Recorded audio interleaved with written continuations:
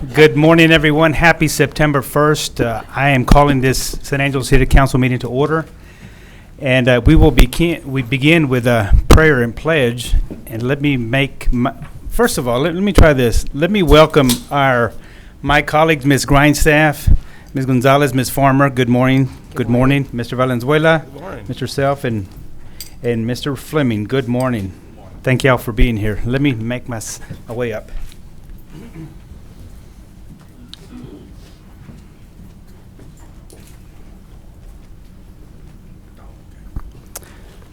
For those of you that don't know me, I'm Johnny Silvas. I'm the Mayor Pro Tem. Our mayor could not be here today, and I am taking his place. We would like to start with prayer, and I ask Bishop Michael Sis to please come up and lead us in prayer, please.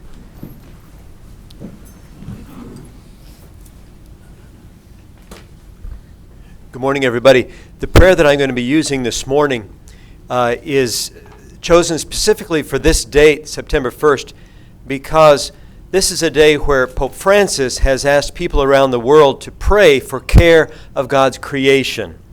And this is a prayer that was written around the year 1225 by St. Francis of Assisi. And as I pray this prayer, I encourage you to give thanks to God for the beauty of the created world around us. Let us pray.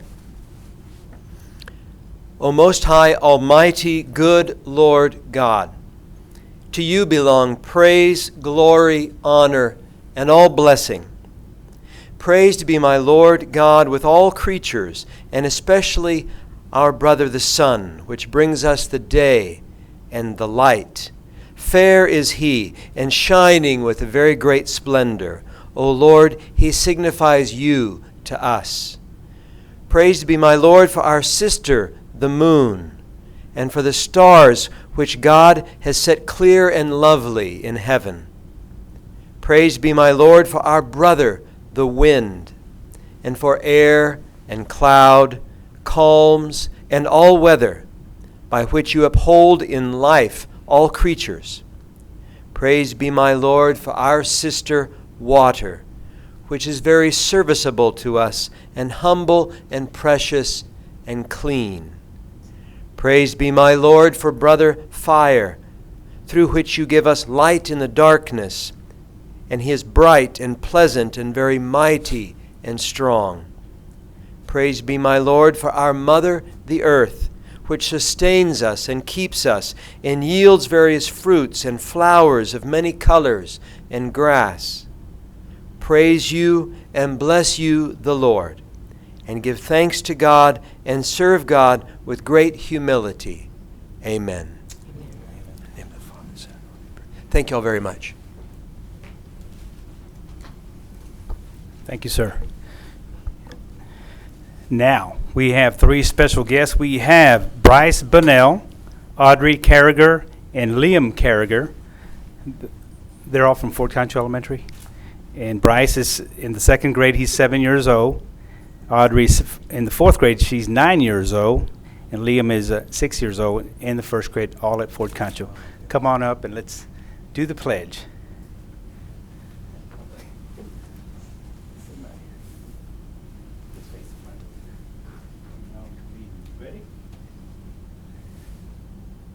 Pledge allegiance to the flag of the United States of America and to the republic for which it stands, one nation, under God, indivisible, with liberty and justice for all.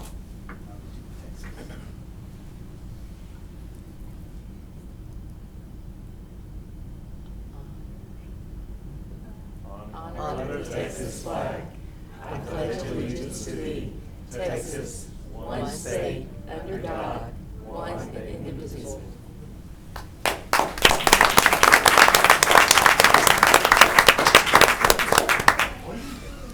Thank you all. That Texas is always a tough one for the young ones, sometimes even for me. We do have a proclamation, and this one is for Go for Childhood Cancer Awareness Day, which is September 12th, and it'll be received by Robbie Fott. Ms. Fott, you come join us? Yes.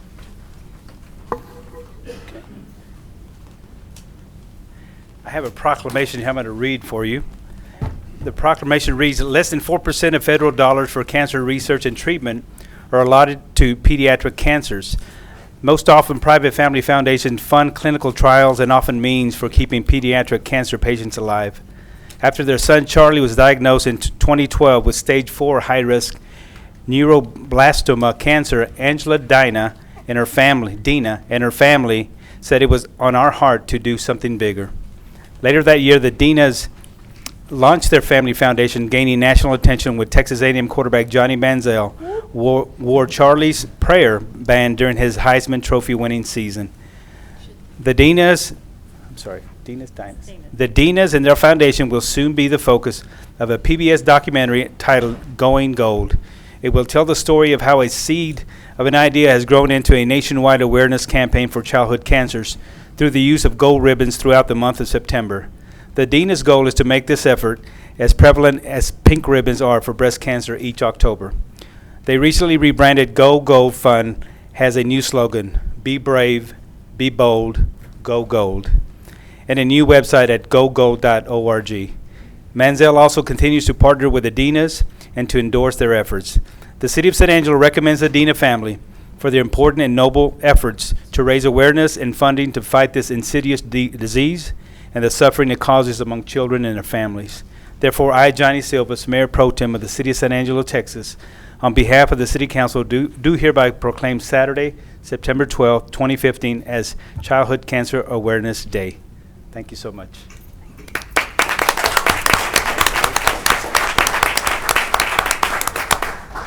Thank you. I just want to, on behalf of the Dina family and all those in Houston and here and elsewhere that have worked on getting Go Gold up and going, we truly do thank the San Angelo City Council for its help in getting this off the ground and being on the ground floor with us. San Angelo is Angela Dina's home, and she is thrilled to have you backing her. And I also want to thank Elizabeth Grindstaff for helping get this proclamation written, and she's my councilwoman. And I want to thank all of my friends and family who've come today to support me. You've been there with us since day one, and we're going to keep on keeping on until this is nationally known. Thank you. Thank you.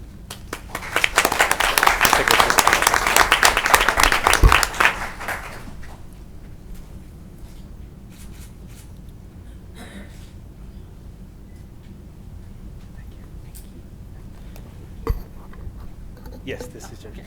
I think I've got to sign it, maybe. Oh, okay. That backwards. All Is that right, sure. Well, let me sign it right. That's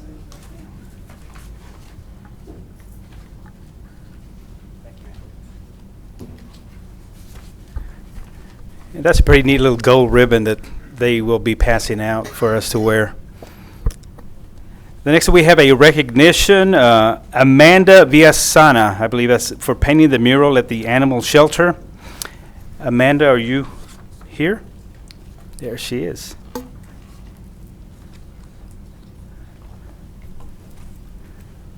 How are you? Welcome. Let me read your recognition. Amanda Villasana has spent her days the past 3.5 years collecting and running bacterial samples in the laboratory of the city's Water Qualities Division. But there's also a budding artist beneath her lab coat. Last year, Amanda began painting classes and discovered how much she enjoyed creating with a blank canvas and a palette of paints.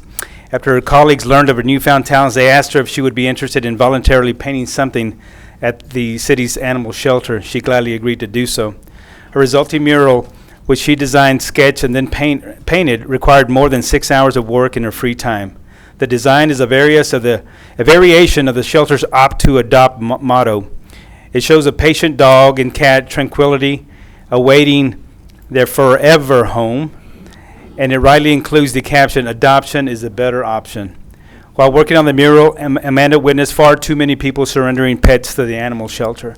She is hopeful that those who see her mural and its message will be moved to adopt and save the lives of unwanted animals rather than abandoning their pets. Therefore, I, Johnny Silvas, Mayor Pro Tem of the City of San Angelo, and on behalf of the City Council, do hereby recognize and applaud Amanda Villasana. Thank you, ma'am.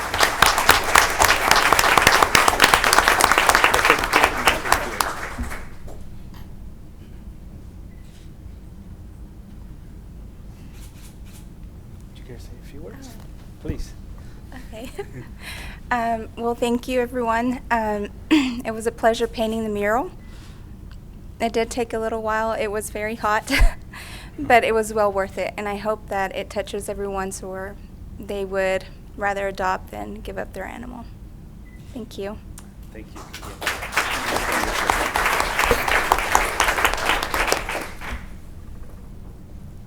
All right. Thank you. And we have one more recognition of it's City of San Angelo's working on Wellness Committee for winning the Platinum Award for achieving a fit-friendly worksite from the American Heart Association. And I don't know who is going to accept this, but I'll read. Well, there's some folks coming up. A lot of folks coming up.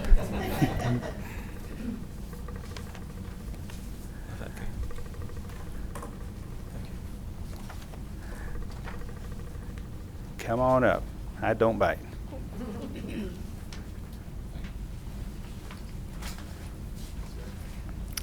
I'll go ahead and read the recognition. The American Heart Association recognizes employers as fit-friendly work sites for creating a culture of health in the workplace through progressive leadership and employee wellness initiatives.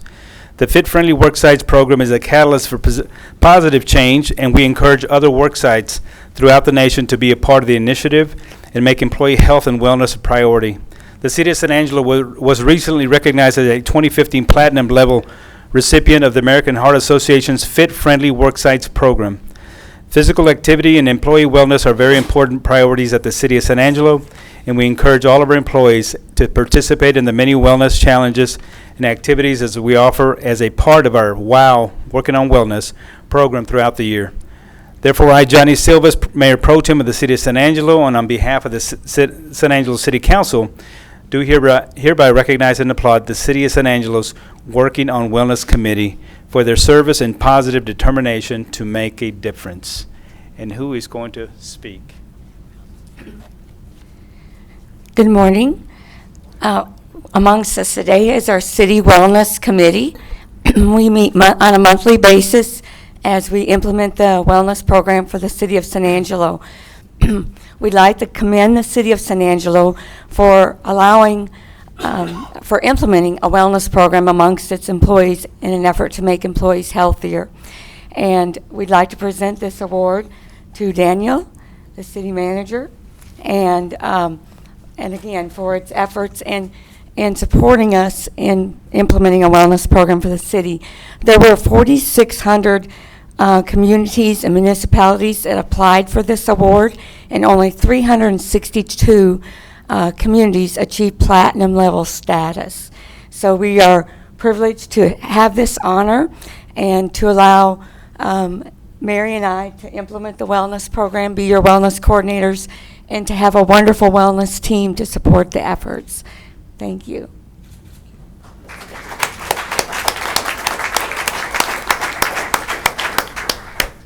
Wellness is a very important topic for the city. Of course, we want healthy employees. Whenever we have healthy employees, we have happier, more productive employees, but we also have employees that don't miss work as often. It's really important for us to keep that wellness program going, and it's going rather strong. We know we have a 5K event coming up here pretty soon, which we'll be advertising. We hope to get everybody to participate in that. But again, thank you all. We appreciate you.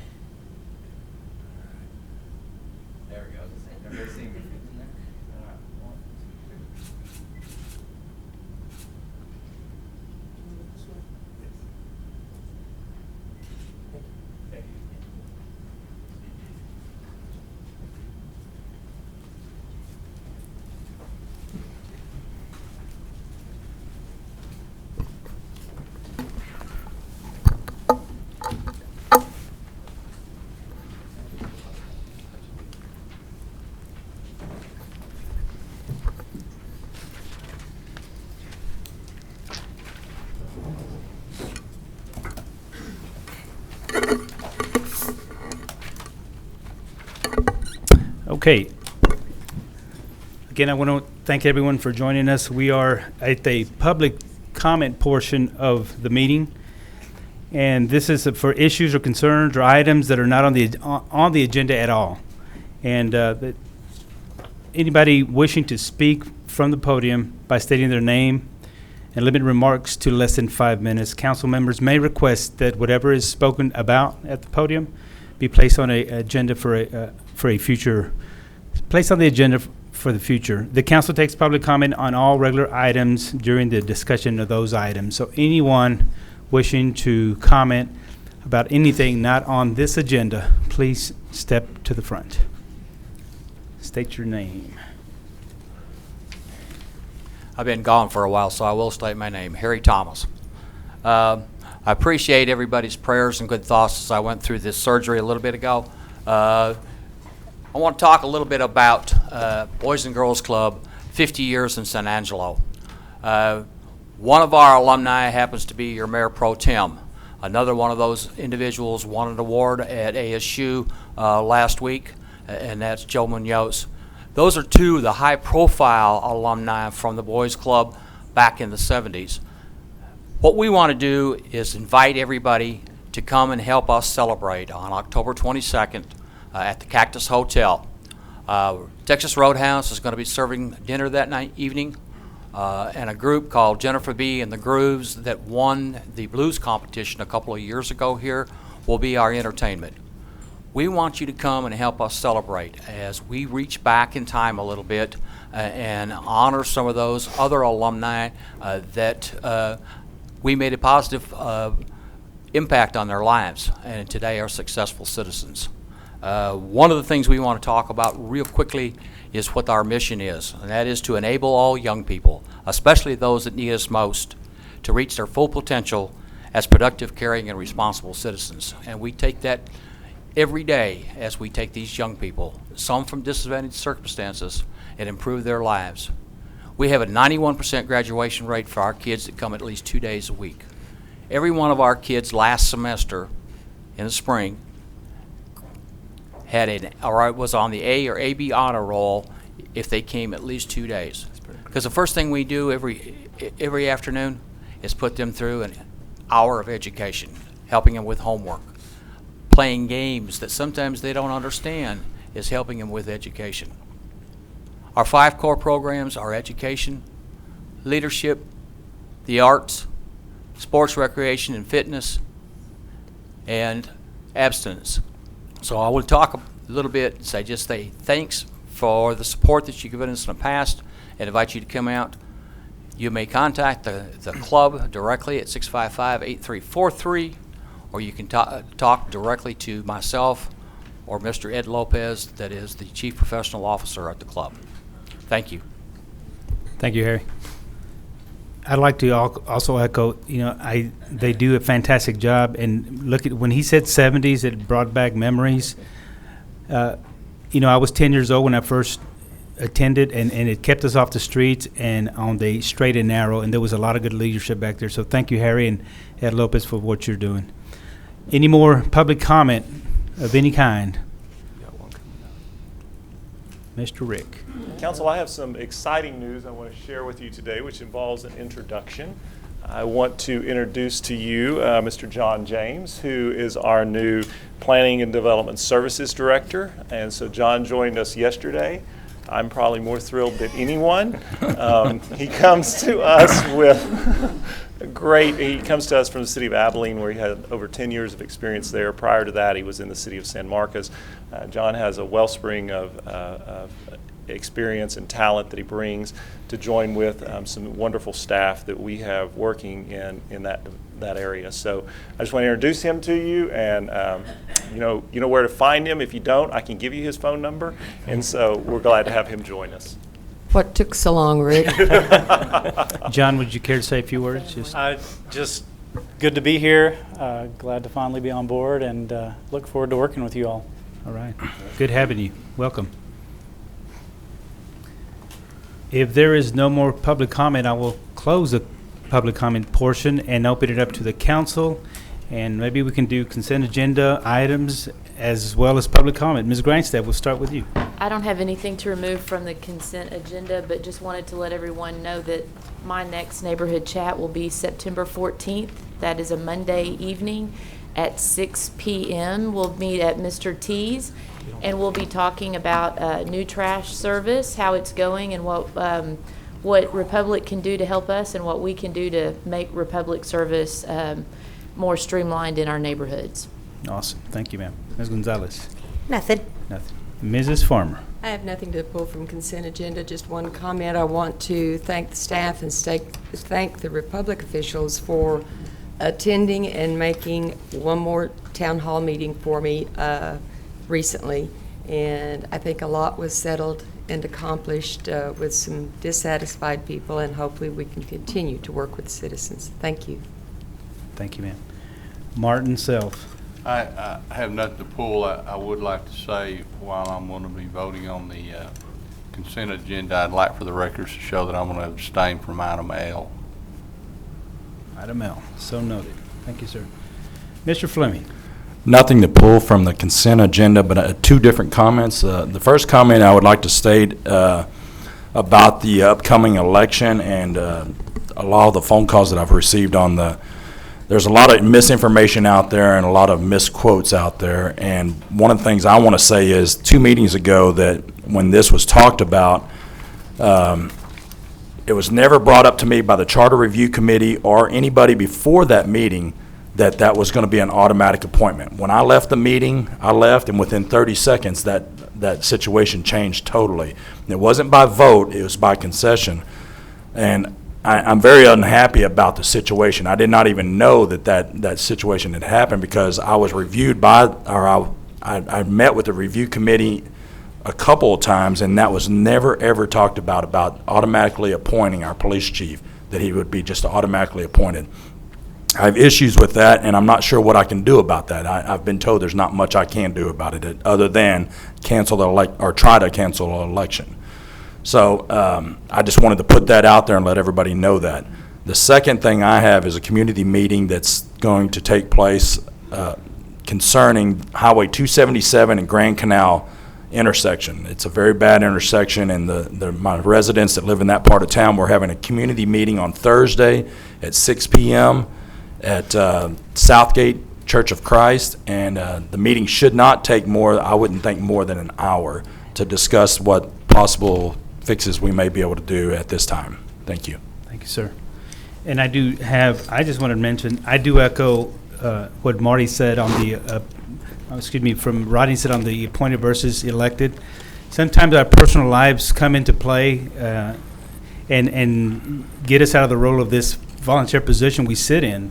So, that's what happened to me, too. I think I left minutes after he did or before he did. I don't remember. So I, too, Ms. James, am very concerned and would like to talk about it in the near future, maybe an executive or wherever.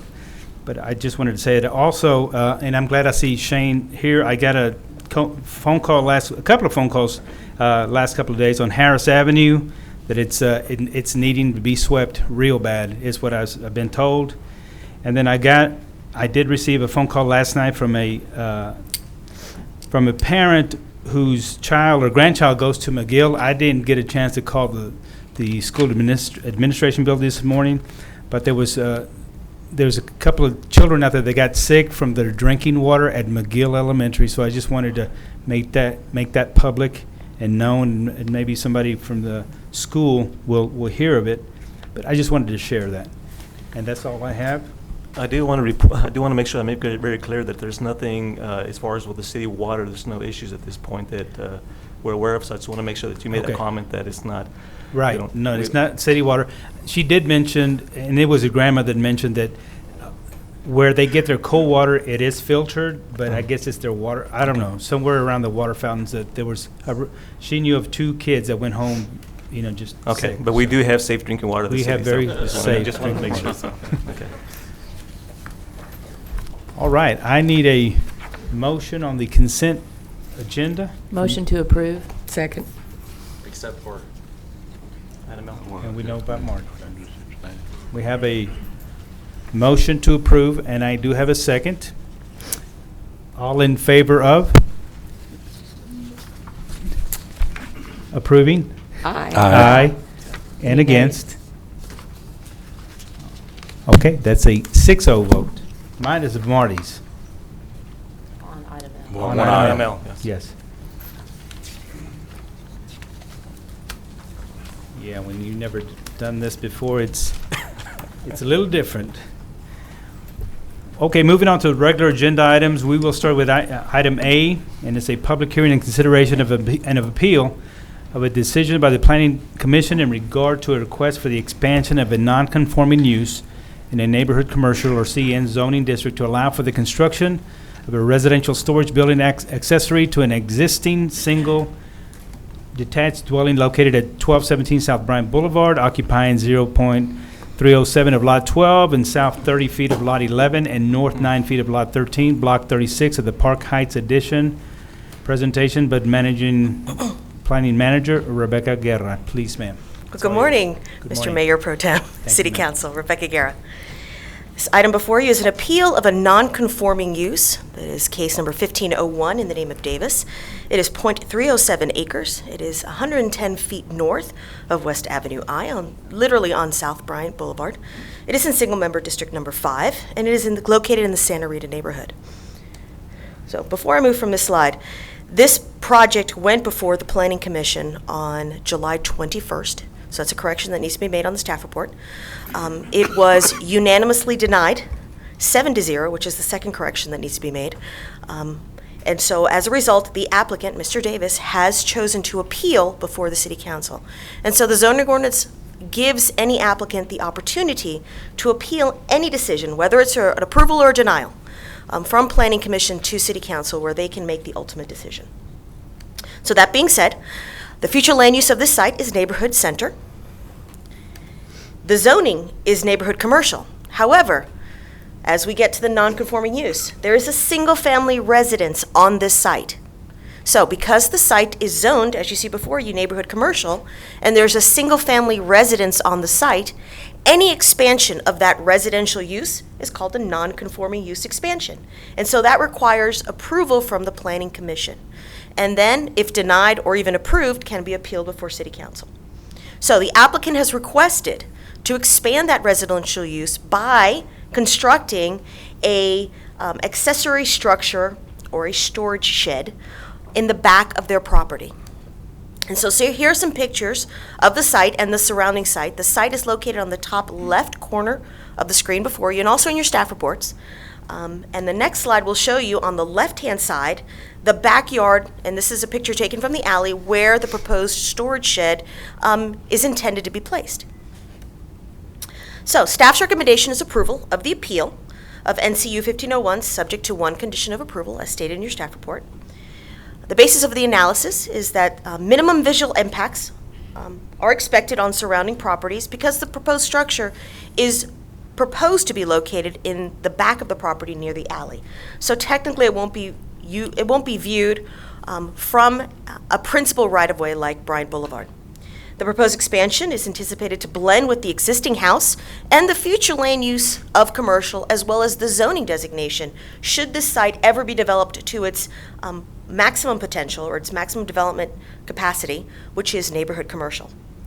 It provides storage for vehicles and equipment for the property owner, for residential use, as he stated in his application, which may otherwise be left outside or unscreened. It maximizes, as I said previously, the land development potential of the site, seeing as it has a future land use of neighborhood center and a zoning of neighborhood commercial. And finally, the proposed storage, the proposed accessory structure or storage shed is consistent with development standards and zoning regulations for a residential use, which is what the applicant has stated that the proposed storage unit will be used for. And the zoning ordinance says that you can have 600 square feet or 50% of the principal structure, whichever one is greater. So in this case, 50% is that amount that will be stated in your staff report and actually as a condition of approval, which is about 1,300 square feet. So 18 notifications were mailed out within a 200-foot radius, not just for the Planning Commission. Even though it wasn't required for the City Council, I went ahead and sent out the same notifications again for this City Council so that folks would have an opportunity to respond. That original mailing had 7 responses in opposition. Those are located in your staff report. I've also this morning handed out 6 additional letters of objections, which were received by the adjacent homeowners or residences. Those are all in front of you, and were received as a response to that second mailing that I sent out. So as I said previously, on July 20th, the Planning Commission voted to deny the application unanimously, 7-0, which is the basis for this appeal before you today. So the action requested is to approve the appeal of an expansion of a non-conforming use, to allow for the construction of a residential storage building accessory to an existing single-family dwelling, subject to the following one condition of approval. And that condition is the proposed residential storage building shall not exceed a maximum of 1,776 square feet in size on the overall 13,373 square foot property.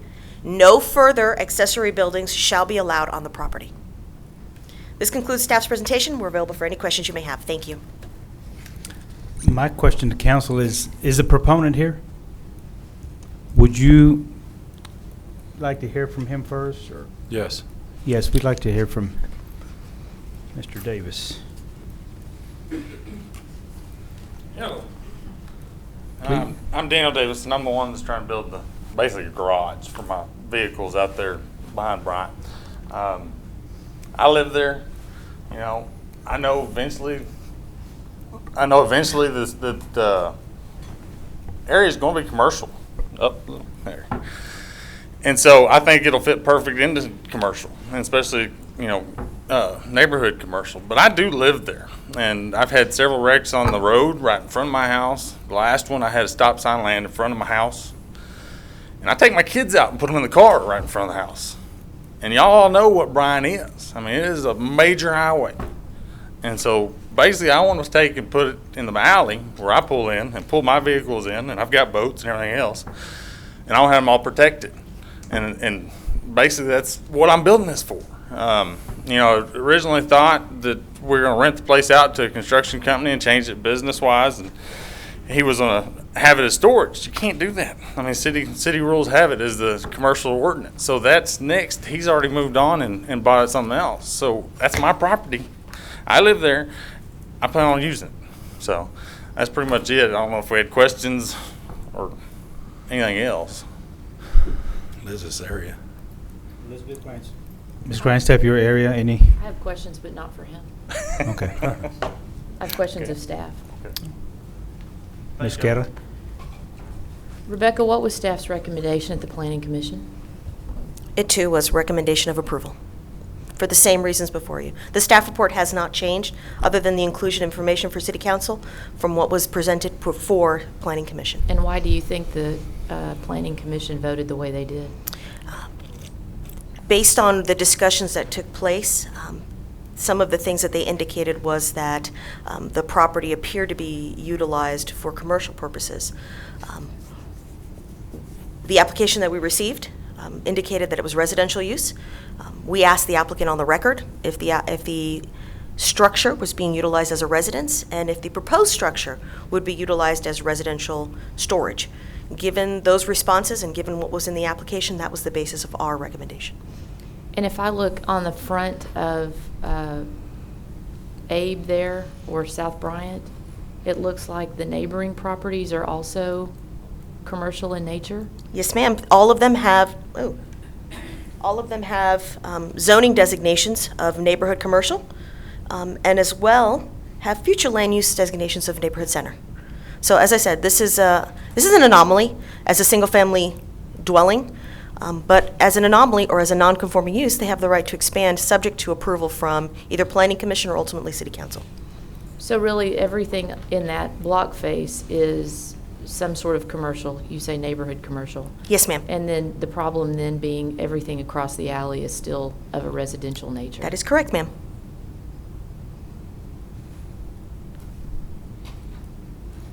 Okay, thank you. I'll just go down. Ms. Gonzalez, do you have any No, sir. questions? Ms. Farmer? Well, I heard the proponent state that everybody knows this will go and be commercial in that area. I disagree with the statement. I do know that it's currently got a lot of residential. And I know it's zoned, and looking at the map, which I was trying to find here, it's what I call it's a multi-area neighborhood commercial, office space. I don't have a problem with, but I do have a problem with warehouses and exceeding setback lines and just looking like a sore thumb, as well as the commercial and heavy traffic that I've seen in the pictures that were proposed. So you're going to have to go a ways for me to support it.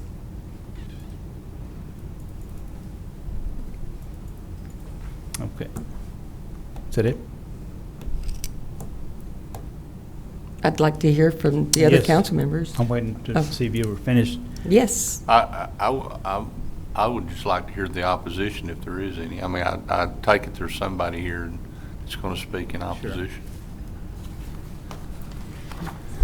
Rodney? I'm going to have a hard time voting against this because he does have the right. If I owned that house and I wanted to put up, and I lived in that house, and I wanted to put up a storage building and park my boat or whatever I have, I think that I should have that right. I think he should have that right. He said in front of us, he's living in that property right there. The majority, and you can answer this, of the properties that are right around that property are commercial. In fact, I think this might be one of the only ones that's not, right there on that one block. In the You block. are correct, phase. sir. On that block. So I drove over there and looked at it, and so I think he probably is right that in the future it will be commercial at some point. I know our future plans as a city is commercial. So that would fall in line, and he is correct when he is saying those things. So it's hard to believe that many in opposition, but two of the oppositions on here that I was reading are two commercial people that are next door to him, and they got the right to do it at some point. Those were all houses at some point over the years, and so I think it's hard to keep him from doing this, especially when he's saying he's not even asking to change this to commercial. He's just asking to store his stuff in there, personal stuff. So I'd have a real problem if he was parking, a whole bunch of bulldozers and things like that, which would never, the zoning would never be correct for that anyways. But that's what I would have a problem with. Rebecca, is there concern about him using the alley for this? The residents have expressed different concerns to me. Some of them have been some commercial vehicles parked on the site. Some have been access through the alley to get to the back. The storage of some equipment in the back. The applicant has stated on the record that the vehicle, oh, God help me, it's a backhoe? Okay. Yeah. I'm terribly sorry, it's Is a not my forte. backhoe a personal, is that an item that he uses for, is that personal or commercial? It could be used as commercial or it could be used for personal. That's probably a better question for the I'd applicant. probably like that on the record, because again, if we're seeing a lot of heavy equipment go in and out of the alley, and I'm the residents behind, I have concern. I None of agree. that is neighborhood commercial use. You are correct. That would be a great question for the applicant to answer. But yes, some of the concerns have been access off the alley, whether that be personal or any other. At this point, I don't know. Okay. No, that excavator is it's to tear down the building and to build and to dig out the footing. That's all it's there for. It was there for about a month because we thought the planning commission, and I've heard several things, we were approved by the city and we were pretty much good to go. And so we ended up moved the carport that was back there in an old storage building, thinking this was good to go. Put the cart before the horse. But those aren't there. I mean, the ordinance in y'all city says y'all cannot have heavy equipment in that commercial neighborhood. So there's not going to be. I mean, it's really not. And I don't have a personal tractor at all. So the only thing that's only going there is I've got a couple boats, a bay boat, bass boat, and my two vehicles that me and my wife drive. I mean, we're not even powering the thing. We're not even running electricity to it. It's just a storage unit. So. Right. Is that all you have for him, Ms. Farmer? Yes. First of all, I have 3 questions, and I need Ms. Guerrero to define neighborhood commercial, what is allowed in neighborhood commercial, what is considered neighborhood commercial. And then my next question is exactly what is climate right construction? When I first read it, I'm thinking Yeah, air why does that- conditioning services. Why does that keep popping up, climate right, in all of these comments? Because it's on his truck, but again, I have stuff written on my truck and I park in my driveway. If you want to Well, you need to be It's my careful. question, and I would like to ask it. I would like to know the type of business that particular truck does and equipment. Is it, Freon? I mean, I don't know what your company does, and that's what I'm asking for the definition of what kind of business is it. So, ma'am, I'm going to read to you the definition of neighborhood commercial in the zoning ordinance. Then I'll just give you a quick synopsis of what that is. Neighborhood commercial district is intended to provide opportunities for the development of commercial development that serves and is supported by a relatively small surrounding area, a neighborhood. Allowable commercial uses include a wide variety of office activities, as well as a more limited range of retail, trade, and services. So again, retail, trade, and services. A variety of office activities, as well as a more limited range of retail, trades, and services aimed towards meeting the routine needs of residents in the neighborhood. Commercial development should be low intensity, with small floor areas and limited traffic generation and trade area. The character of commercial development is compatible with the surrounding residential neighborhood.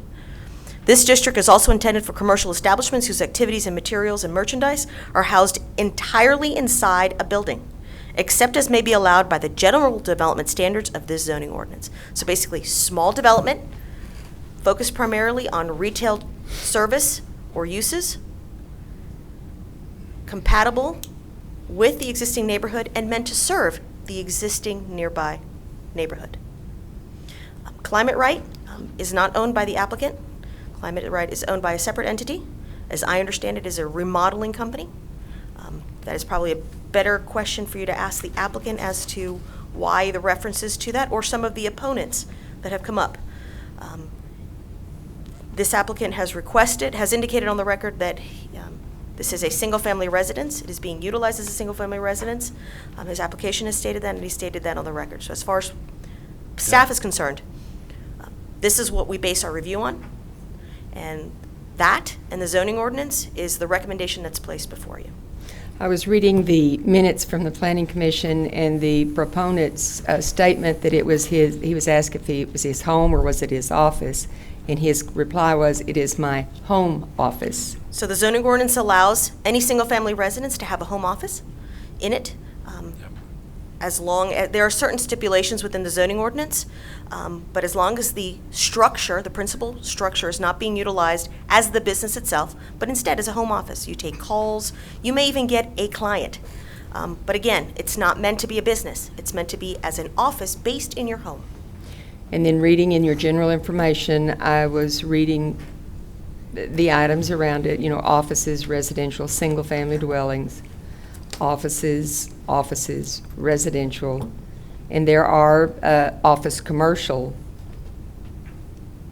I can't support the use for it, so I've not been convinced that we need to, I will vote to overturn it. That's it. I'm sorry, I have one more question. Okay, go ahead. Okay, Rebecca, I think that this, regardless, we're looking at an area that is commercial. Whether it's really neighborhood or not, it's commercial.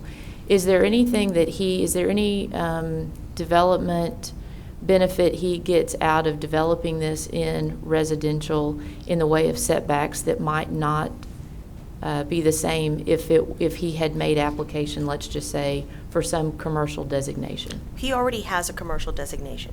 So in this case, because he has a commercial designation, he wants to expand the residential use by creating that storage building. This is the only way for him to do Right, this. but he's legal non-conforming as a residence. As a residence in a commercial zoning district. Okay, he so already he's has his meeting zoning. all of the same Yes, requirements. the only thing is that his certificate of occupancy for the principal structure is for a house as opposed to anything non-residential. Okay, I just want to make that clear. But to answer your question specifically, actually, commercial is more lenient with the setbacks, with the heights. Well, with I know, the and that's what I want to lot make sure that coverage. that's not what's offensive to the residents on the back side of the property. It's probably a better question to ask. No, it's for you, because it has to do with development requirements within the different Residential classifications. has a cap. As I stated in the condition of approval, there's a 50% cap or 600 square feet, whichever one is greater, on residences. Okay. Commercial doesn't have that restriction. Okay. Commercial doesn't have the setback restrictions or even the height restrictions that Okay. residential has. I'd be happy to make a motion to approve his appeal. I'll I second. believe we have some opposition here to Yes, I speak. was going to ask. Yes, But sir. I was also going to give you my humble opinion. In reading through a lot of these letters of opposition, this activity of high traffic has been going on for a number of months, seems like. I mean, for these folks to be opposed to this, something's going on out there. And you can say that this is your residence, that you live there, but something caused alarm from the neighborhood around you. So I have a concern about moving forward with this because of if there's going to be a lot of traffic and there's big trucks and they're cutting through that alley and they're creating dust and just unstableness out there, that's my concern. I'm listening to the people that are opposed to this. So I just want to throw that out there. Do you live there or do you not is the question. You know, you can say that you office there, but do you truly live there with family is what I would be asking. But right now, I guess we'll just open up to the public comment portion unless anybody else has anything else. That would be my concern is Sir, yes, sir. for it to be true livable space for this gentleman. So let's open it up to public comment if we could. Before we do that, I do live there. The way when I bought this house about, I guess it's 2004, which is going on 11 years ago, it's broke up in 2 different properties. One is a commercial corner, basically. I guess the guy, when I bought it, added just an office space or 2 office space that were actually commercial, and then it had the house, but they had it broke up in actually 2 different properties. I do live there. My kids go to Santa Rita. I'm homesteaded and all that and stuff. And originally I was going to rent it to Climate Right Construction, which is a construction company. He wanted to rent there because, as I do, Bryant is a very visible street, and everybody in town just goes by Bryant. Since we found out, and since we go up, he needs storage, or I need storage and all that, we took it to the city and said, well, I was going to build half and half, let him have half because he's renting a commercial deal, and started digging in what the actual rules and laws were, and figured out that is, which I didn't even have a clue what neighborhood commercial was until getting into this, but found out what the neighborhood commercial stuff is, and you're not allowed to have high stuff, but the property, the excavator, and he's had a skid steer there, basically to tear down the building, and they've been there. So we started this almost beginning summer. So it has been a couple months, and that's why you're probably getting some of these letters on that. But the traffic area, it's gone after the building's built. It really is, and it's just going to be, me and my kids, which we will cause more traffic because we'll be going down there, and then maybe weekend traffic to pull a boat out or whatever. But yeah, we live there. Kids go to Santa So there's Rita. no commercial activities going to be happening out of there No, other than your not office? anymore. No, And it's- your personal vehicles and your boat? That's all? anymore. That's it. Not anymore. We originally planned, yes, because we were going to switch this to straight commercial and have it part of that office space that's up front. And now that what it is it's not possible. So Climate Right has actually bought some land outside of town and is going to be building out there. And it's Climate Right Construction. They do remodel and they do everything. But David Nowlin's a real good friend of mine, too. Okay, I'm ready for public comment. Anyone wishing to speak for or against this item?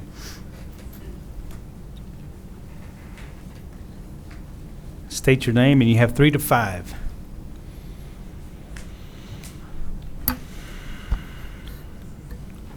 My name is Steve Eustace, and I own the property next door to this property to the north, and I would like to request that you not limit me to 3 minutes.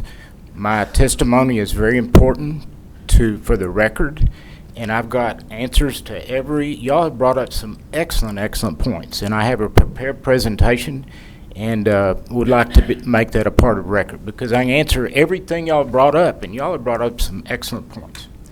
I also speak for the neighbors that couldn't be here today.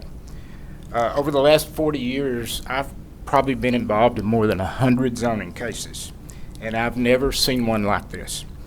Nor has anyone ever been as difficult to speak about than this one is going to be today. And Mr. Davis has been a neighbor for over 10 years to my office building, and I want him to know that what I say here today is not personal. My presentation is going to be in two parts. Part one will be my arguments against approving the expansion of nonconforming use based solely on Mr. Davis's application and his testimony at Planning Commission, and assuming there's no outside circumstances and assuming his intent is as he stated. That's why you've got various comments. Part two will be about other factors that lead me to believe that there's an attempt being made to circumvent the zoning process. So what is an appropriateness in allowing this expansion? Based on what Mr. Davis wrote in his application and testimony, again, as was stated, the zoning along South Bryant is a CN or CO zoning, and there's a few parcels that are still residential. The majority of the improvements have a certificate of occupancy for offices, single-family dwellings, and a few retail. The properties with the CO for office are either modern professional office buildings like mine, which is right there on the right, the subject property is to the left. All right, so, or Mr. Insurance building that's shown there. Or they are office buildings that have taken an existing single-family home and done all the requirements necessary to improve it and have a certificate of occupancy code, which is ADA compliance and parking and wiring. And then west of the property are single-family residences. Mr. Davis has a CO for a single-family dwelling, meaning no changes have been made at all to upgrade his property to commercial. Now, the city has a handout on nonconformities, and the first paragraph states what is a nonconformity, and we all kind of know what that is. It's kind of grandfathered. The second paragraph says, can a nonconforming use be expanded? A nonconforming use may not be enlarged, expanded, or extended to occupy a greater area of land floor than was occupied on the effective date of the most recent approved zoning ordinance. Authorization to do so may be granted with the approval of the Planning Commission. Now, the Planning Commission denied it 7-0. In order for the Planning Commission, or I assume this body also, to approve it, the zoning code requires 5 different additional approval criteria that has to be met because you don't want non-conforming uses to expand. Those are impacts minimized. Here's what's out of the code book, and they're in this handout also. So, so this is why the properties had a non-conforming use. All right, so let's run through these right quick because there's 5 of them, and the city planner that made his report use just whatever Mr. Davis put on his application to address each one of these. So let me kind of just run through real quick. The first one is impacts minimized. This is a very large storage building for a residence. And the application asked for a 30 by 80 building. That's huge. Now the staff cut it down to 1,700, let's say 1,800 just for rounding purposes. That's a 30 by 60 building. And you'll see that the loading and unloading of construction equipment, and I'll get to this construction equipment and climate right in a minute, but getting out of that alley, see there's a vehicle being blocked right here. I get to see all this because I'm in an upstairs office looking right down on his property, and so is my secretary. First of all, impacts minimized. The only way would be from the alley, and just across the alley are single-family residents along David Street. Steve, excuse me, can I stop you for 1 minute? It's been 5 minutes, and I need to, what's the pleasure of the council? You want to give him a little bit more time? Oh, I do. He's very familiar with the business in the area. And Steve, we'll give you 5 more minutes, No okay? more than 5 more minutes, Yeah. though. No more than 5 more minutes. Okay, so there's got to be 5 approval criteria before you expand a non-conforming use. It blocks the alley. Now, So, you know, we're talking about are the impacts minimized. I have no confidence at all that Mr. Davis is going to build anything that's not going to be a negative visual deal. This is what Mr. Davis submitted in his application that he was going to build. Well, there's 3 of them here. I don't know which one he's going to build. This most likely was taken from the internet. There are different sizes shown here. How tall will it be? You know, is it going to be tall enough for this trailer that's been sitting out in front of his house the last few weeks, or large enough for a backhoe that I'll show up pictures of later? Mr. Davis states the building will have no water, sewer, gas, or electricity. He's also told me he's going to do some of the work himself. To me, that translates it's going to be built as cheaply as it can. We've had past experience with Mr. Davis's self-do projects. Several years ago, he asked Mr. Insurance and I to go in halves on him building a fence. And we did. That was the crookedest fence you've ever seen the day he was finished with it. And for the last 3 or 4 years, that's what the fences look like. And he also, until just a couple of weeks ago when he got in trouble by the city, he won't mow between his sidewalk and the curb because he told one of my people in my building, that's not his property, it's the city. They can mow their property. I'm just telling you that he's not concerned with pride of ownership, and he's going to build a cheap building. Second criteria that has to be met is compatible to the surrounding area. And he said in his application there's other buildings like that. I've driven every alley in Santa Rita. There is nothing even remotely like this. Where they get that, I don't know. There's probably very few personal units in town that are this big. It does not fit in. Don't know where the water's going to go. That's another one of the criterias. And he says there's a community need. That's one of the criteria you have to meet. That's just not correct. Now here's the big one, and y'all have all kind of touched on this a little bit, and that is development patterns. The orderly pattern of development is a continued development of light retail and office, not a single-family residence. Mr. Davis states in his application that the city's 10-year plan is for more large warehouse. And he says a large warehouse, that's what's going to be needed, is a good large warehouse. Folks, the land is zoned CN with mainly CO opposite. You can't have warehouses in a CO or CN. So, you know, that's why this compatibility with development patterns is there.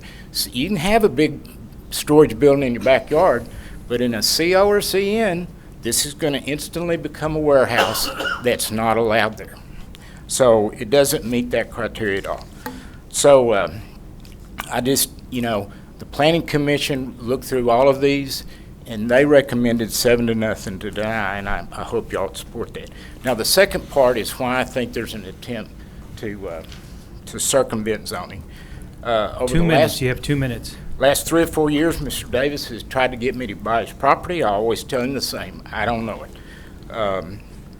So he's been selling these little ATVs out in front of the yard for up until a couple of months ago. And then around the first part of July or the end of June, my secretary saw them moving a bunch of furniture out. She said, I think the Davises are moving. About that same time, the yard started getting filled with construction right equipment. And Mr. Floyd will tell you about an IT company that was parking in his lot that told them they were putting a large IT network in that building for climate right construction. When I got my notice for this meeting last month in July, I went over there to talk to Mr. Davis. He wasn't there, but David and Allen followed me out to the yard. And I asked him what Mr. Davis was planning. He said, it's a storage building for my construction equipment that's in the backyard.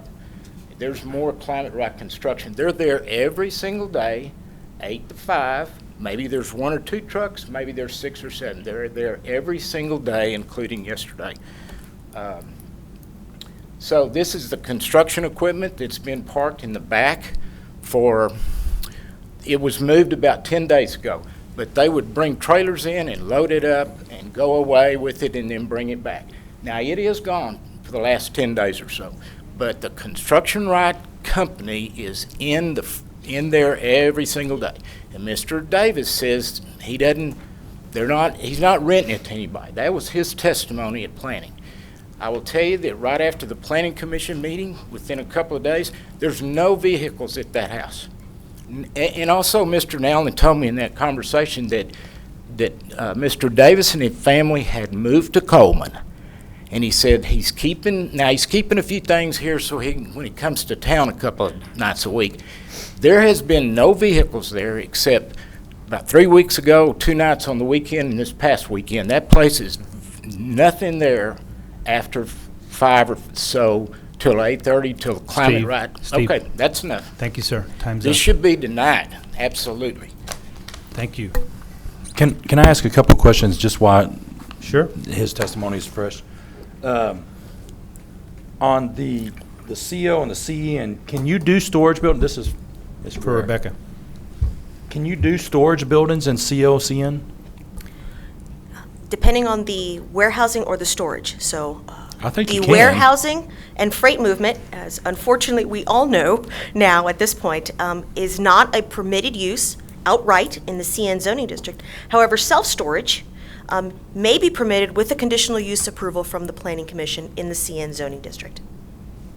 Okay, and then Mr. Eustace was talking about the expansion but I thought the expansion was on the main dwelling and not the garage or Well, that's when I first got the notice. I thought, why is he building on? He's trying to sell and he's moved. Right. But they say that that's an expansion because anybody can have a storage building in their backyard. For personal use. For personal use. And even for personal use, 1,800 square feet, that's bigger than a lot of the houses across the alley. Yeah. And again, it will become a warehouse when he vacates, because it can't be self-storage. I can't imagine.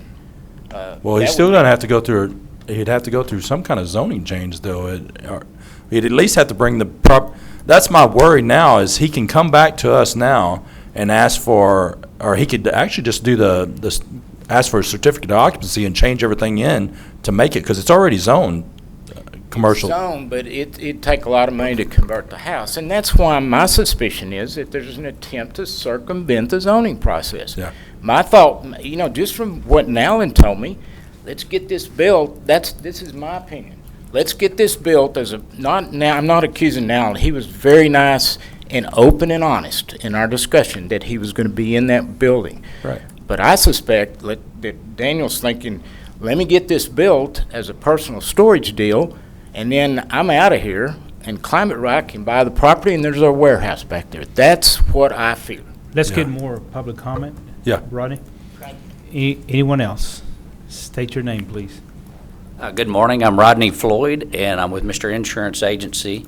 We're located at 1225 South Bryant, directly the south neighbor to Mr. Davis. On the morning of July the 9th, I returned to my office to find a Kerbo's Office Systems vehicle in my parking spot, assuming they were in our office working on our equipment, but they were not.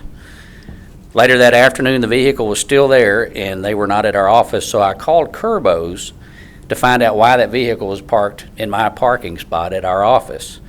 And my contact there told me they were doing a big networking job. Their IT guy was there doing a big networking job next door at 1217 South Bryant for Climate Right Construction. Well, with that knowledge, when we got the notice from the Planning Commission, we were obviously in opposition to that. Our concern has been the loading and unloading of the construction equipment. That would block our alley. We didn't want clutter of construction equipment laying around. And we were also concerned that there's not enough parking there for the construction employees. Although the construction equipment is no longer there, the Climate Right vehicles have been there on a daily basis. And they've parked in our parking lot, and they've driven across the curb that separates the two properties and to drive through our parking lot. Also, my understanding is the Planning Commission just has to tell you what's on the application. That's why they're recommending approval. It was obviously it was unanimous denial by the commission. So I don't really understand all of that. But here's what's happening. Climate Right Construction's been there on a daily basis. This picture was taken Friday morning, this past Friday morning, so things really didn't change after the Planning Commission denied. I took this picture. There's actually 3 trucks there. You can only see kind of 2 of them, but there's one in the middle. The next photo, this happened Friday afternoon. Fridays are real busy there. I think these construction workers come there to turn in their timesheets or get their paychecks or something. This truck right here with a trailer hooked up is a Climate Right construction truck parked in our parking lot where our employees park. And if you look back over in the corner, next to our sign, there's a white pickup backed in with a wheelbarrow in the back of it. Also a Climate Right construction employee. So this property is not being used solely for a residence with a home office. It's just not. The evidence also indicates current and future intended use of this property is for a construction company operation. I appreciate your consideration very much. Thank you. Thank you. Any more public comment? Good morning. Council members, I'm Sam Allen. Mr. Eustace asked me to appear here today. Just have one point to make on this item. That is to remind you that this is an appeal. And so the council can affect this vote only if the action of the Planning Commission is not supported by substantial evidence, or if that action is contrary to the vision statement in the zoning ordinance. So this is not a decision in and of itself. It's a determination of whether the decision was unfounded. So you're reviewing the decision of the Planning Commission. Just want to put that in perspective before you vote. Thank you, Sam. I'm going to remove my second. I'm Well, not. You should have let me go first. Ladies first. I was doing it on Go ahead, purpose. Mayor. Any more public comment? I am going to close public comment, and I'm going to ask for a vote for this. Well, no, I'd like to withdraw my motion. You'd like to withdraw your motion? And he beat me by withdrawing his second. Well, then, Can I make some comment? Yes, ma'am, by all means. I think when we make planning decisions, they should always be made without regard to personality, personal relationships, etc. But hearing all of this, I have no faith that this project is meant to be for personal use in otherwise for the use of a residential home. This is a district that I'm very concerned about. I'm fine with the essentially the expansion of an office use here, but understanding how this property has been used over the last several months, I have no faith that that heavy equipment won't continue there, and that is not appropriate in a neighborhood commercial area. So I'm happy to withdraw my motion, and I'm not sure how much of this information staff had when they made their recommendation, but at least for me, I don't think it's the use intended by the ownership is that which is allowed by the current zoning standards. Okay, you There's no motion on the table. There's no motion. Motion to deny. Second. We have a motion to deny and a second. All in favor of that motion, please say aye. Aye. Anyone against? Okay, Brian, 6-0. 6-0. We are going to take a short 10 to 12 minute break. How's that? Short break. We'll be right back. Convene. The next item on the list is item B on the regular agenda, discussion of continuing river improvements, including dredging, bank stabilization, and park renovations, seeking council's direction regarding these matters. I had mentioned this a number of months ago about moving forward to maybe the next phase, Carl, and Carl White will be presenting to us what he found out. Thank you, Carl. Yes, sir. There's been good interest in continuing the river improvements. We've heard several comments during the CIP process. I've heard interest from the public. We ourselves are interested in continuing the project. We always have plans to continue the improvements and have developed schematics for such. with the money that we had and the grant monies that we got, we concentrated on the core area of downtown along the river. So in this presentation, we'd like to show what we have done with the past monies, what is still ongoing, what is yet to be done, primarily look at the stretch from First Street north to Kirby Park, and then focus our attention on the stretch along the river from Oak Street east to Bell Street. We'll look at the conditions now, the proposed work, the unique possibility to add an Old West Town to that stretch, look at cost estimations, funding possibilities, and then what we would like to get at the end of this presentation is some direction from council, how you would like us to proceed. Do you want us to continue pursuing this project and figure out how we might be able to fund it? I would like to mention, if you recall back in the February work session that council had, we talked about different priorities, specifically priorities that weren't related to water and street improvements, and you prioritized those for us, and river improvements showed up at number 5, and restroom facilities, which are tied into this proposed project, were listed as number 4. The stretch that we did improvements to, basically from First Street below the library at Central High School, going down east to Oak Street. Park improvements were also done in this stretch from Oak Street to Concho Avenue, but that stretch was not stabilized. The bank was not stabilized. And we own property on this side of the river. Just an example of some of the bank stabilization that we did. This is before and this is after. You can see the amount of land that was sloughing off into the river. And now those banks are now stabilized on our property. Finished slopes. We've added lots of cool art along that stretch. We renovated the pedestrian bridge on the east side of the Bryants. The west side. Some nice stacked stone in the main core area below the visitor center and Kids Kingdom. More art. Outdoor fitness equipment by Kids Kingdom. Unique lighted columns, LED lighted columns, and a crossing at Irving Street along the trail. Interesting carved panels in those light columns.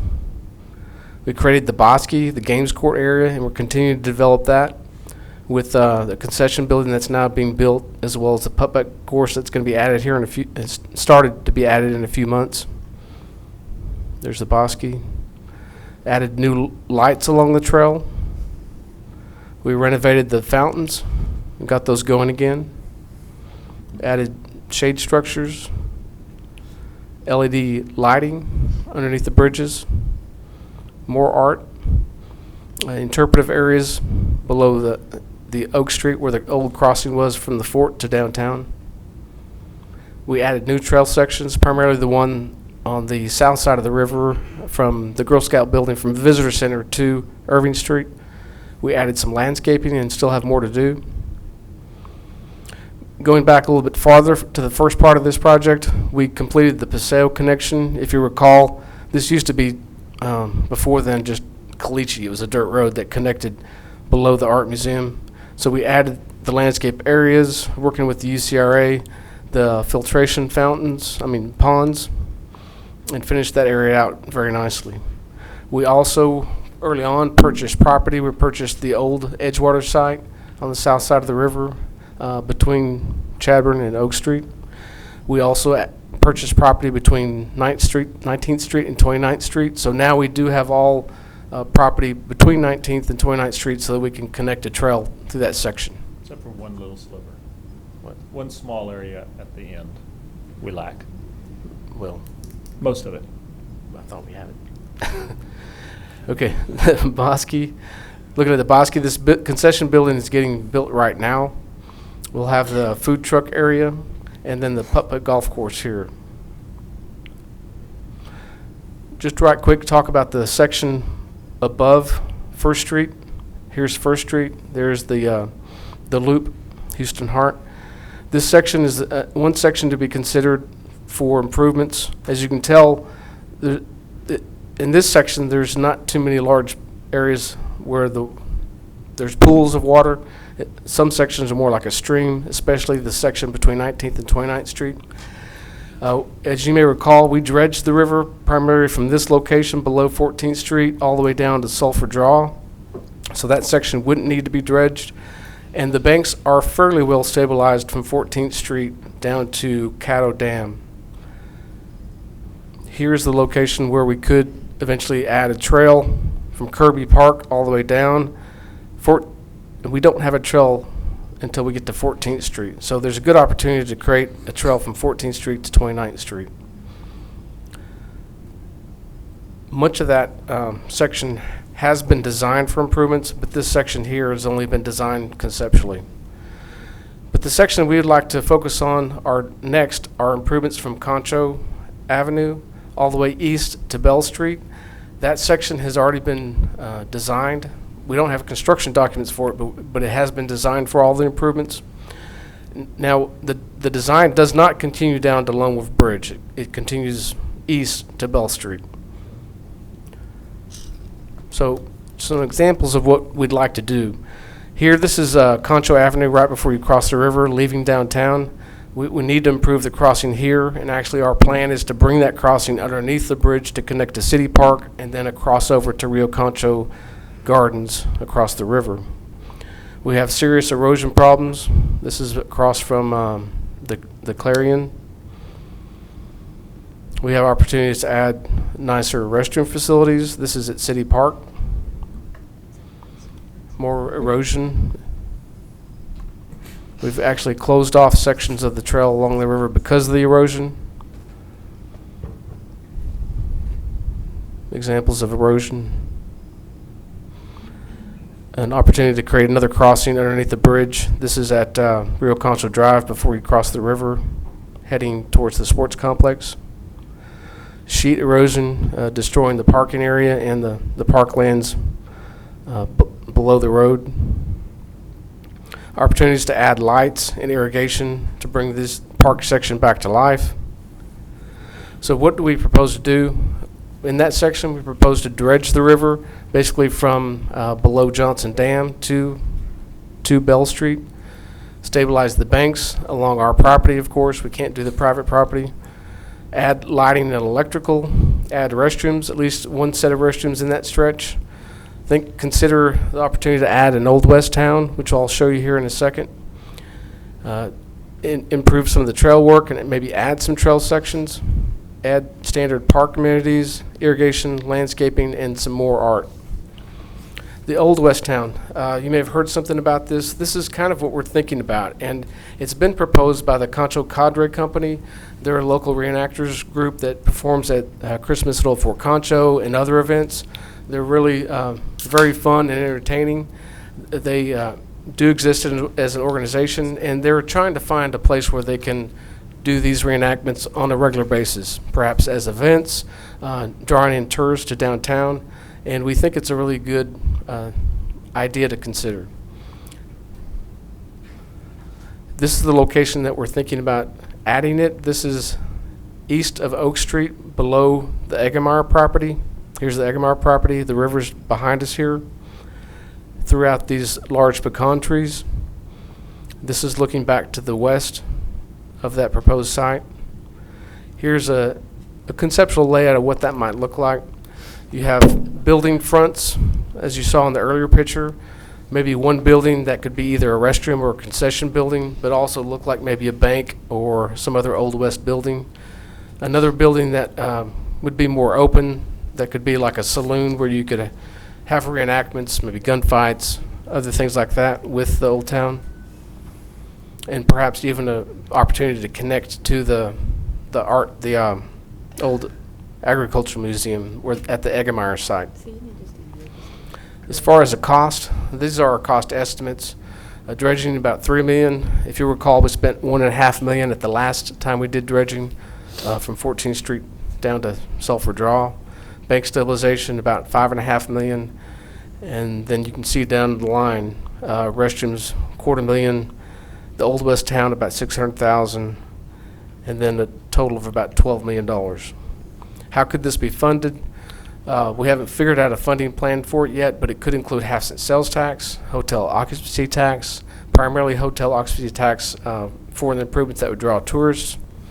perhaps water funds, because we would be improving the water storage capacity below Johnson Dab in terms of the capacity and the quality of the water at that section. Grants are definitely a possibility. We got $2 million in grants at the last time we did river improvements, and then council could consider a bond. So this is the presentation. We're interested in moving forward with the river improvements farther downstream, and we seek your direction if you're interested as well. You know, Carl, I asked for this to be presented to us. You know, it's been a while back, but this is good information. I've seen what even the Kids Kingdom area did. That was kind of like a seed to the whole thing. And I've seen the foot traffic that's created down there. It's beautiful to see people walking up and down and having parties out there. And one thing you might want to work on is the idea on the piñata. It's coming. Thing. Okay. But anyway, but I've seen all that, and I think that folks are very much interested in expanding and moving forward even to the east. Not only because it's in my district, but this benefits all of us, all of San Angelo.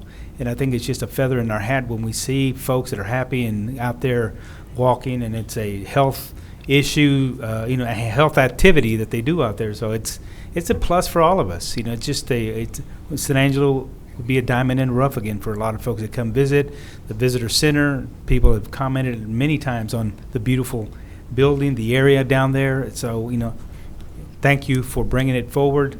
All it takes is money now.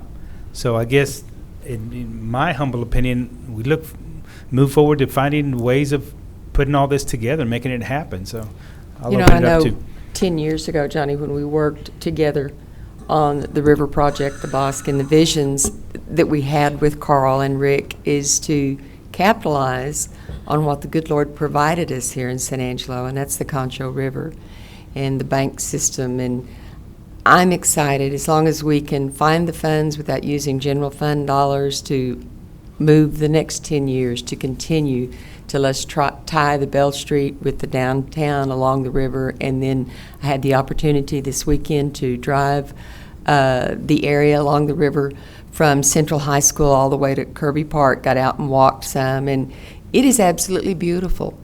It is beautiful as to what we have here in San Angelo that we don't take the time to get out and enjoy it. So I'm in favor of moving forward.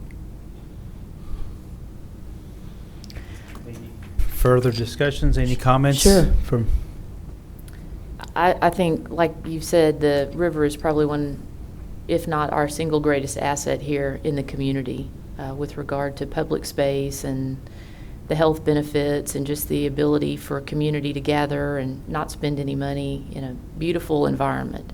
But right now, with what we have ahead of us regarding water rates and water infrastructure and street infrastructure, I can't imagine right now putting anything in front of those two projects until we have a solid plan in place. We have something next on the agenda, which I feel is kind of an unexpected expense, but I'd rather get one thing finished before I start on another.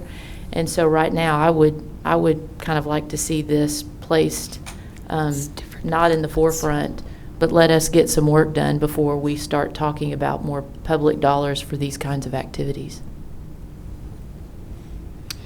And I'll say, I totally agree with Ms. Grindstaff, but this, aside from everything else, we understand the streets are in horrible condition. It doesn't mean we're going to, forget about streets and concentrate on this, but I think this at least needs to be looked at and played with as far as bonds or grants. I mean, continue the process. Doesn't mean we have to shut the idea down.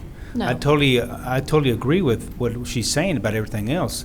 It's top priority, but if there's a way to find the funding to proceed to move forward later on, that's fine. I'm okay with that.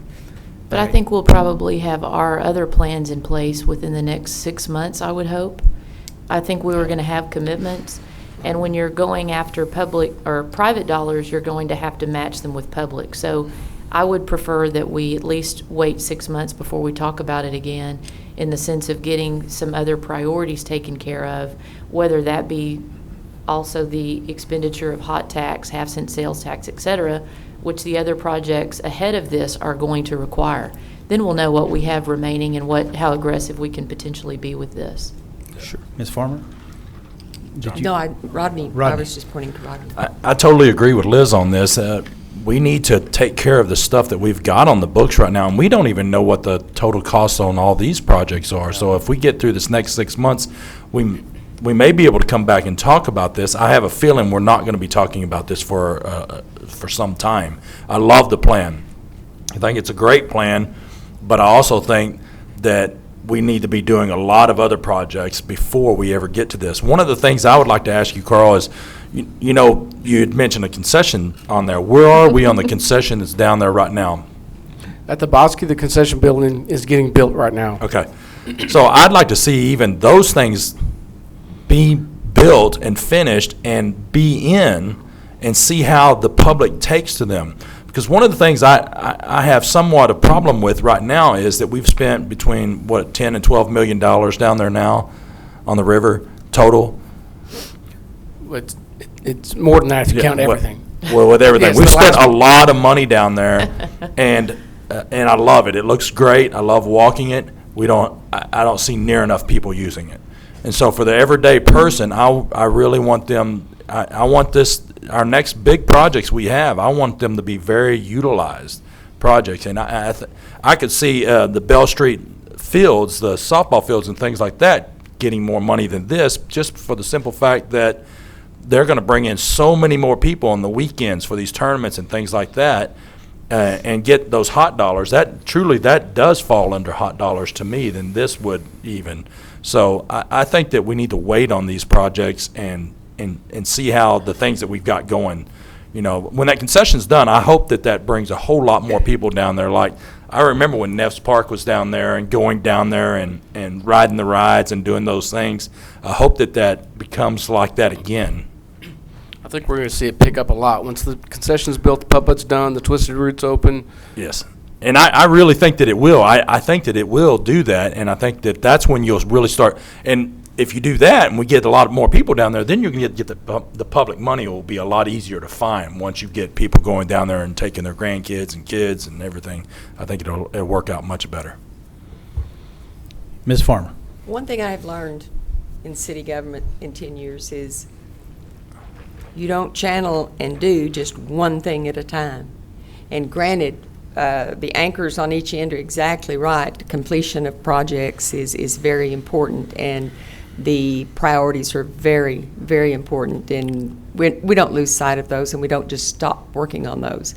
But in order to grow, you know, it's kind of like planting that seed and getting the planning and all of the ifs, ands, and the committee works and stuff that need to be done.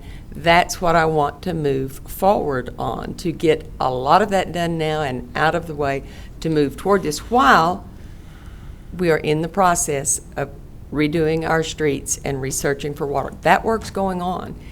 This is a different department, a different bucket of money, different funds, hopefully.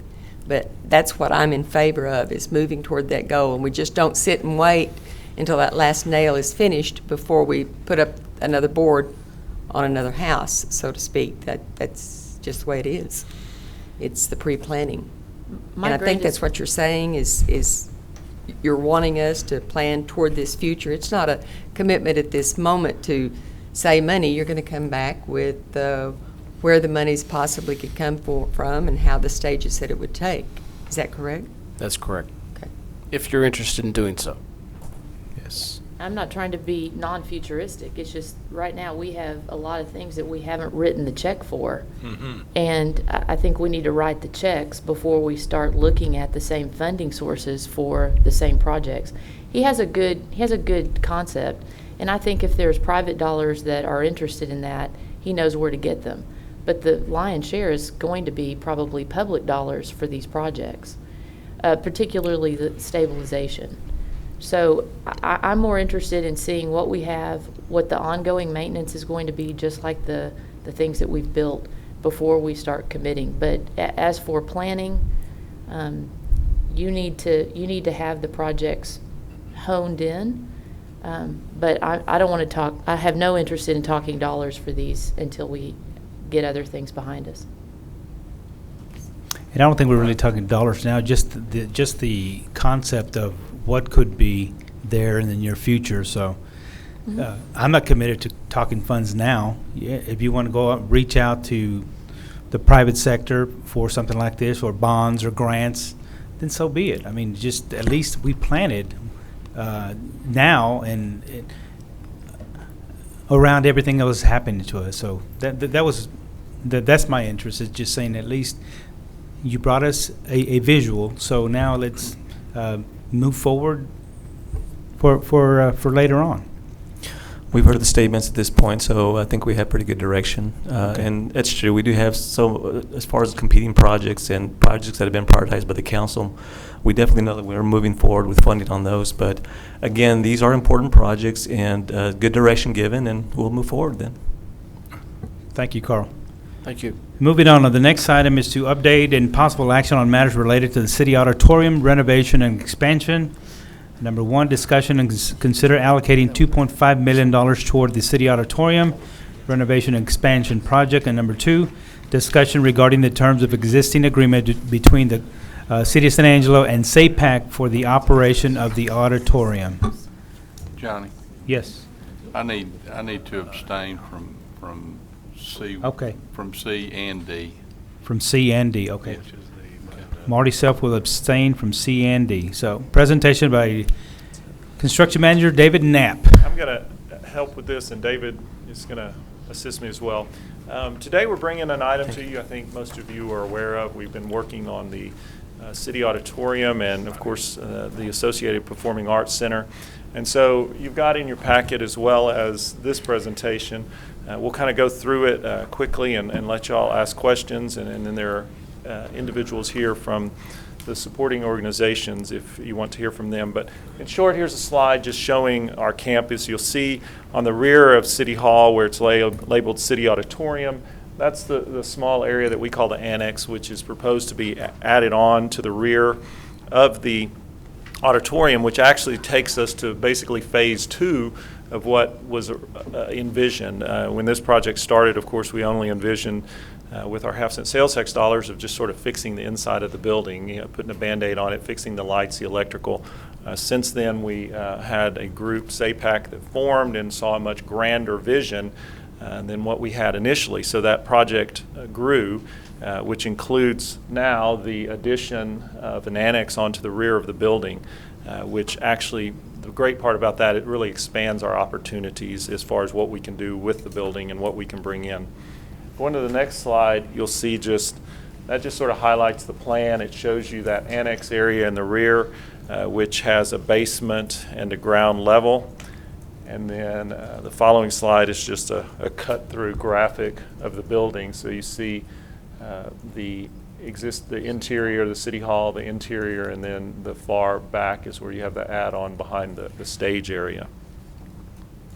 These are some graphics just that show that new portion of the building, just to give you some visuals. And then we go into our topic today, which is, of course, the funding that we've discussed.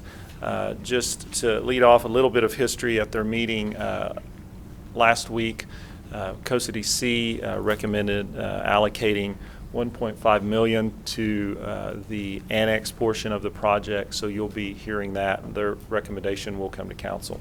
To give you a little history, this is sort of the whole scope of the project. This project actually started back during City Hall renovation, because there were some things done during the City Hall project which needed to be done that would assist in the auditorium project. Those were mainly air conditioning, pipes, sewer pipes, things that needed to be routed through the building. So if we did it then, it saved us money now.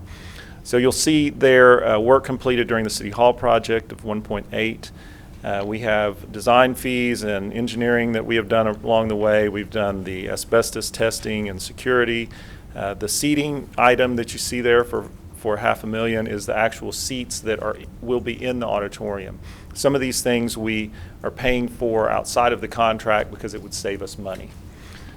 You'll also see we've put in this particular, the city part, a contingency of $300,000. In addition to that, Lee Lewis, who is our construction manager, has a $200,000 contingency built into their price, so that gives us a total of $500,000 contingency. You'll see the base bid there from Lee Lewis, and then you see the alternates for 379. What they did was take out all of the things that we might want to value engineer, so they gave us the base bid, and then we would add those back in if we want them. And then the proposed complete finish out of the rear, the annex, an additional $500,000, which gives you a total construction project of $15.2 million. The next slide, what I want to do is sort of make that separation. We had work that we've already done during the City Hall project. So if you take the $15 million and you deduct the 1.8 that we previously worked, it leaves us our current project is, for construction, is $13.3 million. So that's what the project is that we're working on today. In addition to that, there are associated costs that go with the operation of the building. Those are things like the orchestra lift, the orchestra shell, the tables and chairs, and an operating fund for SAPAC, which is something that the city talked about in our agreement with them. So those items equate to an additional $954,000. So if you put all that together, that gives you a total project scope today of almost $14.3 million. So then we talk about our funding sources. In regard to the current funding, we have $1.876 remaining in sales tax funds. We have $304,000 in our risk funds. Those were allocated for the replacement of the roof on the auditorium. We have naming rights and SAPAC contribution, which total $5 million. Additionally, today we're seeking council authorization of $2.5 million. COSA DC has recommended $1.5 million toward the project, which would leave a remaining 3.1 approximately for SAPAC to be able to come up with and raise in order to reach our $14.291 million goal. Now, with that said, when we came up with all those figures, know that we put everything back in. We didn't assume that any deductions were going to be made. We priced it as if all of those alternates were in place. So if there's some value engineering to be done, then the amount needed to be raised by SAPAC would reduce. We also didn't put any stipulations on how they can raise those dollars. It can be through private donations, it can be through grants, it can be through historic tax credits, whatever that is, to get the project done. So today we're going to talk about the funding sources. The two that have been mentioned and brought up, and Tina is here somewhere, there she is, to talk about these two, are from the Solid Waste Fund and from the Hotel Occupancy Fund. I'll let Tina come up and speak to those. Good morning, Council. Mr. Valenzuela. So you'll recall about a year ago, we received a royalty payment through our new landfill contract. The amount was $3.6 million. We've kind of thrown it around a little bit and talked about ways in which we could use that amount to kind of give back to our community. One of the recommendations or the suggestions made by the mayor initially was to use part of that money to help out the water fund. And so our proposal before you today includes that amount, and then as well an amount for this auditorium project. That would leave just over $500,000 that would fall to the landfill fund's fund balance to help cushion that for future projects. The current loss in the water fund for the current year is just over $1.8 million. And then you take out the $1.25 million, and that's what leaves your remaining royalty of about $500,000. Okay. And then we also did a scrub of the hotel occupancy tax monies, and we feel that there's $2 million approximately that could be used for this project as well as any other projects that might require that kind of funding. And that's after all current obligations and also leaving a 90-day reserve in the fund balance for that fund. Do you have any questions? So are you committing the 1.9 to this? No, sir. That's just the amount that's available currently for hot money. So what they're proposing, or what has been proposed, is to take that 2.5 million, committing 1.25, 1,250,000 from HOT, and the same from the solid waste. Those two areas. And I think the key is that Tina's telling us that that capacity does exist in those funds to make those contributions. Absolutely. Yes, that's what I'm saying. All right, there's your summary page that I didn't. Oh, that's okay. Any questions on any of And those? Tina, let me just say, I'm all for this project. I believe that in the end, we're all going to benefit from it. But again, kind of like comments that were made earlier, what do we tell the public when they're seeing the condition of the streets and the infrastructure? You know, again, you've got to balance it out. So we've got to let the public know that, is this more important than the other? So, you know, what do you tell them? How do you sell that? We're still planning, regardless, we're still planning moving forward with the streets and, of course, the water study as well.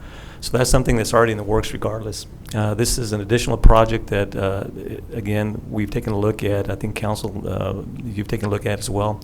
And do see it a project that can be completed with a little bit more funding. Again, as far as the streets, those are areas that we already committed to, and there will be funding regardless. So that's already going to be in play. And I just so the public understands. How long has this project been in effect? The auditorium actually closed down when we moved out of City Hall when we were doing the renovation. So I guess it's been closed about going on 6 years now. And so, you know, that planning started back then. It's the exciting part is that it's grown beyond what anyone originally envisioned. I mean, as far as the scope of the project and what it can bring to the table, it's way above and beyond, but 6 years at least. So now if the funding gets put in place, how long will it take to complete it? Yeah, once this goes into effect, of course, SAPAC will still have to raise additional dollars for us to be able to execute the contract. I will say this, there's some of those things, you know, about $1 million worth of things that are things that are being done outside the contract. So you don't have to actually have those dollars in hand for a contract to be executed. Once a contract is executed, which we have to bring that back to council because the project will be done through the city. So we would come back to you and say, okay, the money is in place to be able to award this contract, and then the construction time is anticipated at 13 months? Yeah. 13 months after that point. How long did you say they would honor this? And in this case, you know, we're bringing this to you today because as of Friday, we received the final numbers from Lee Lewis at this point. Now, they're continuing to try and get some additional bids, but the clock started ticking then. So we have the bids are guaranteed for 60 days, so we're moving rapidly. Of course, SAPAC is thrilled with the council considering the allocation. It greatly helps their fundraising as well when you see that the city is behind the project and it means that much to them.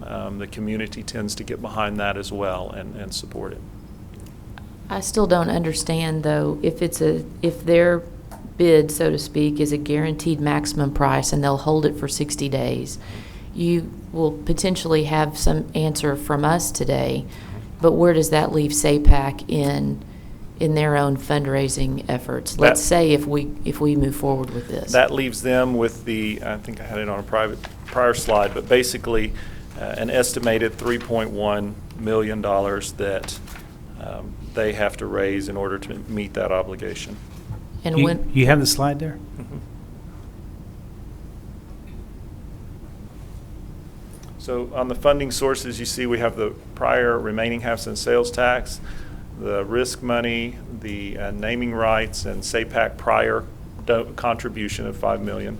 And then you see the additional sources that are proposed, which is the City of San Angelo, COSA DC, and that leaves without taking any value engineering or anything, it leaves them with 3.1 approximately to come up with.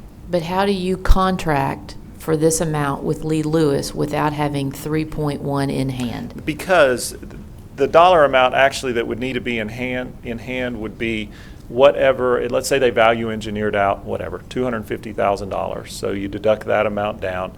And then I went over this prior slide that shows this almost $1 million are things that are being purchased outside of Lee Outside of Lewis's the contract. contract. Okay. And so those things, the money could come in later, after the fact of when you awarded the contract. But you have to have the money in hand, as you stated, to award the contract. And the key, Ms. Grindstaff, is we will have to answer that with certainty in the contract when he brings that back for council approval. Yeah. So while there's speculation about maybe costs can come down and maybe they'll raise a piece of the money up front, that will have to be certain when he brings the contract back. But we're the entity that's going to contract with Lee Lewis, Yes. and you basically won't have that money in hand. Well, we will have to have it in hand before I can come. The only money that I can't That's have in hand. good. I just want to make sure the people in the back of the room hear that. Yeah, the only money I can't have in hand is something that is outside of Lee Lewis's contract. I have to have everything else in the coffers. Right, because you before we showed can legally 3.1, award. and then you showed about $1 million in furniture and fixtures, Correct. right? So there's. And at that point, council could decide, they may have the whole $3 million in place. If they're still lacking some on that, then council has but they have enough to award the contract, then you could decide at that point if you were going to give them flexibility in the time frame to raise those dollars outside of the contract. Well, since it's been 6 years, and I think that there's, a lot, as you say, the project scope has grown, and most of that has been driven by SAPAC. I think they're a wonderful partner, and I don't have any doubt that they can do what they say they're going to do. I think it's time to get this thing finished. I don't think any of us intended, whether we were staff or council, or the public, that we would be 6 years down the road and still not having that auditorium operational. So, Johnny, I don't have any trouble talking to the public about why this with the other things, because this, again, is an asset that is sitting and it's not finished out. And And I totally agree. Yeah, I mean, it's a problem, and so I think this one is much more defensible than starting a next phase of something that right now is not as pressing. I consider this to be a very pressing issue, and we all know that every school child in our region goes in and out of this building on a regular basis, not to mention what's going to happen with SAPAC and all the wonderful performances and presentations that it will bring. So I'm happy to consider it, but I have a few questions. I don't know when that's appropriate, but can I ask you about the royalty money? Because I'm not familiar with Royalty? the royalty of from Republic. Is there any restriction on how that money can be used or how it was intended during the negotiations of that contract? No, there is no restriction, and from my understanding, there was no stipulation as to how it should be used. Shane might be able to better answer that question as far as the contract language, but we're fully confident that this is available for use. I'm not sure why we ever took money associated with a trash contract that we put then toward uses that have nothing to do with refuse or the landfill. But on this one, I might just be okay with it. Is that your final question? I want to hear the Okay. answer from Shane, since he was so comfortable stuck to the back wall. Well, that's where Yeah, where you like to be. Yeah. No, there are no restrictions on those funds. It was part of just upfront monies too, as part of the negotiated contract. It was given to that one to help clean up the negative fund balance and some of the other issues that we had within that fund. So it's cleaned it up. We're in good shape in the fund now, and so those funds are available for council's discretion. So, thank you, Ms. Farmer. Since I had the privilege of being on both committees, I understand Ms. Grindstaff's concern, and I do recall, as somebody correct me, I stand corrected, that those funds were given for the benefit of the citizens of San Angelo, for no restrictions, as Shane said. I had the pleasure of sitting next to the mayor at our meeting with SAPAC discussing this, and it was the mayor's suggestion to surprisingly, to use these funds. And if we could, I fainted and they picked me up, but if we could possibly, it was his request that if we could solicit private donations to assist in these funds, then we could restore that royalty balance. We're still using it for the citizens of San Angelo, but that was the goal to try and do. But I'm for the project. I believe that Rick and his guys can successfully work and get the auditorium open, and SAPAC can get on with the business of performing the arts that are so plentiful here in San Angelo and our surrounding community. And so I support the idea and I'm speaking for the mayor, as he supports the idea. Let's hear from Rodney.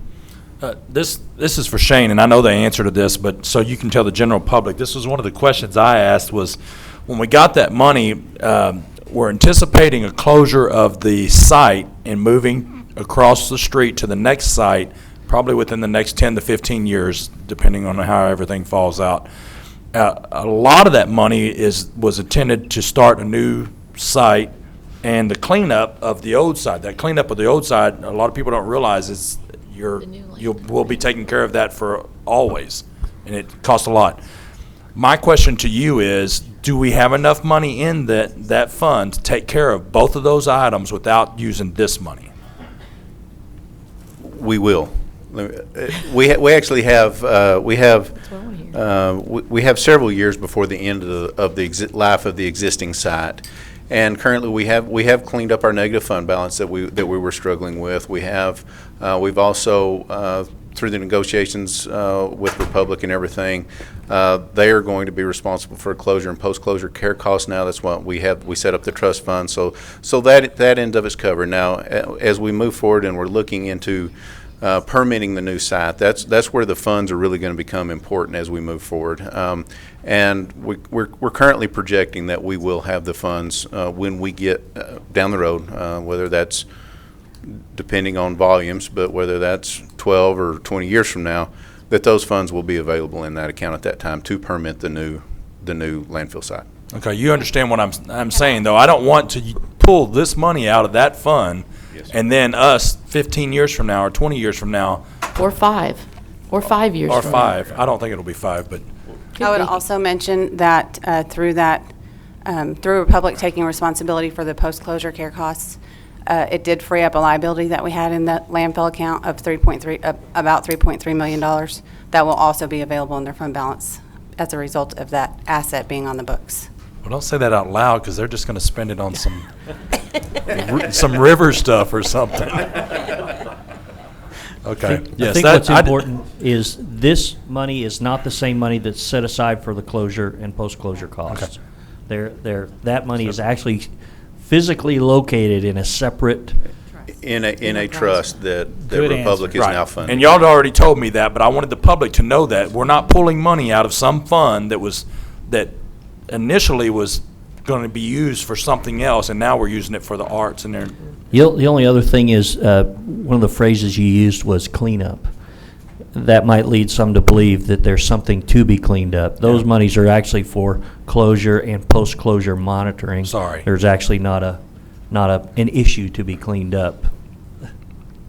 Okay. So I wouldn't want anybody to draw the conclusion that Let's move on. Any other comment from council? Any comment?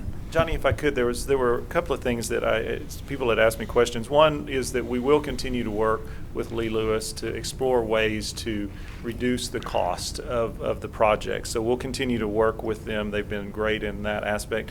One thing that was brought up was concerning, in this particular project, use of the Davis-Bacon wage rate. And, was that something we had to do, and could that be a way to help with cost?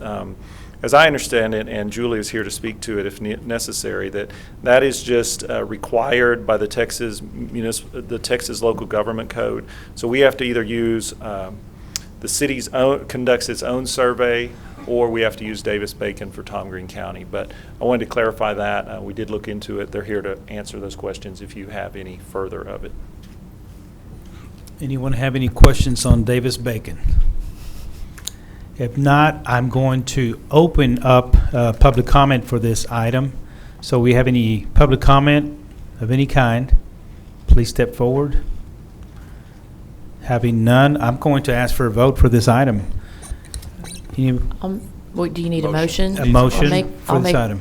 I'll make a motion to move forward with the renovation or rehabilitation of the auditorium. I'll second that. As y'all consider that, let me skip this slide right quick and go to, this is a recommendation concerning a concession that you may want to put on it. We talked about, with council, about this item having a contingency that it is upon the contingent upon SAPAC raising the additional funds of approximately $3.1 million necessary to allow the city of San Angelo to execute a contract with Lee Lewis Construction and for funding of required FF&E to complete the project in accordance with the existing mutual agreement between the city of San Angelo and SAPAC. So that may be something you want to Ms. Grindstaff, would you care to consider. ratify your motion? Yeah, absolutely. To read just that? What he said. Yes. Staff And recommendation. we hope that we have the opportunity that there'll be more funds necessary than are needed for the project. What has been discussed is if that happens, then we would agree that those are returned pro rata to the entities in which they came from. We have a motion and. Actually, there's a resolution in the packet that addresses all of the issues that Rick And the just dollar discussed. amount is, the estimated dollar amount in that resolution may be wrong. So what do you need? Do we need to specifically say 2.5 million? I think Or at this just the point, we have more, it would be 3.1. Approval of the resolution. Okay. Approval Approve the of the- resolution modifying the amount to 3.1. Yes, exactly. Yes. We have a I'll motion. second. Second, Rodney. Okay, all in favor of his approving this item as presented, signify by saying aye. Aye. Any against? Nay, no nays.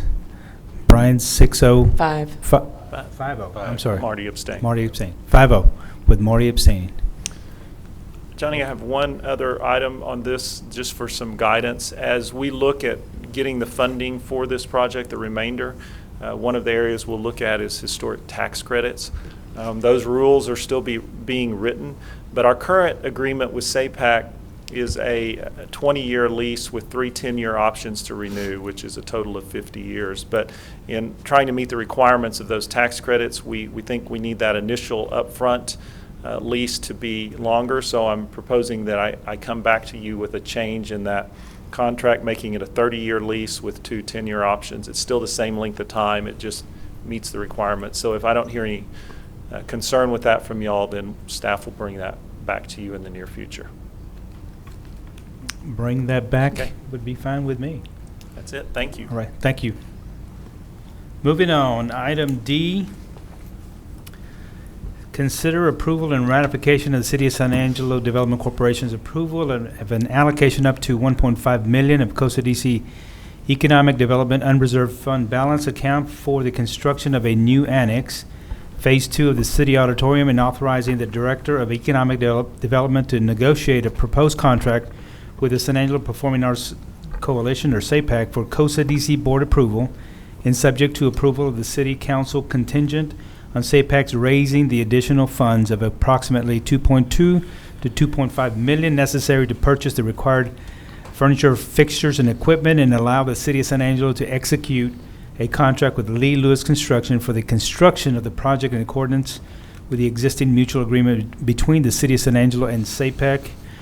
Mr. Roland Peña, Director of Economic Development. Good morning, You're Council. on. That caption was just as complex as the project, I can tell you that. It's a mouthful. What we have before you is a ratification of a decision that the Costa DC made last week with regard to San Angelo Performing Arts Coalition request. As you heard from Rick, this is to construct a new city auditorium, 2-story annex with approximately 17,728 square feet behind the city auditorium. It'll help to enhance a venue by adding the dressing rooms and loading docks to accommodate traveling shows and all the amenities that are necessary. Estimated project costs are $4 million. And with your approval, this will allow SAPAC to seek additional funds, as you heard from Rick. This is only one component Costa DC could only look at this as just one piece of the project. The other components have to do with the rehabilitation of the city auditorium and obviously the remodeling of the former Coca-Cola building into the Performing Arts Center.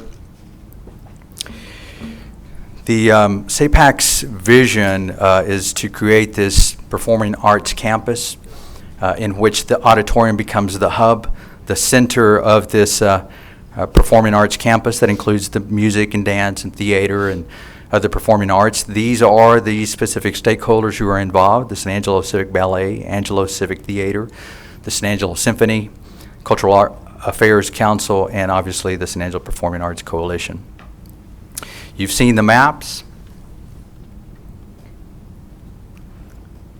Well, there's the Performing Arts Center with just a relatively short distance to the City Auditorium, and then obviously you saw the potential annex.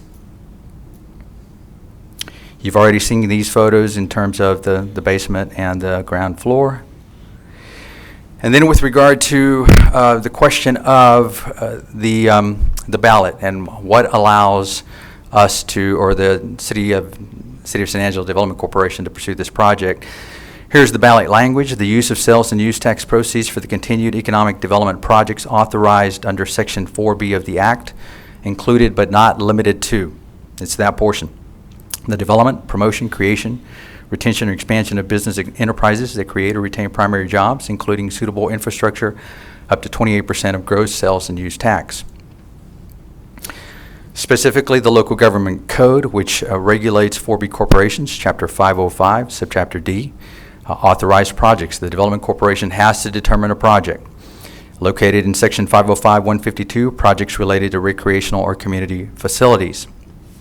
And this is what the wording is under that subchapter. For purposes of this chapter, project includes land, buildings, equipment, facilities, and improvements found by the Board of Directors to be required or suitable for use for professional and amateur sports, including children's sports, athletic, entertainment, tourist, convention, and public park purposes, and events including stadiums, ballparks, auditoriums.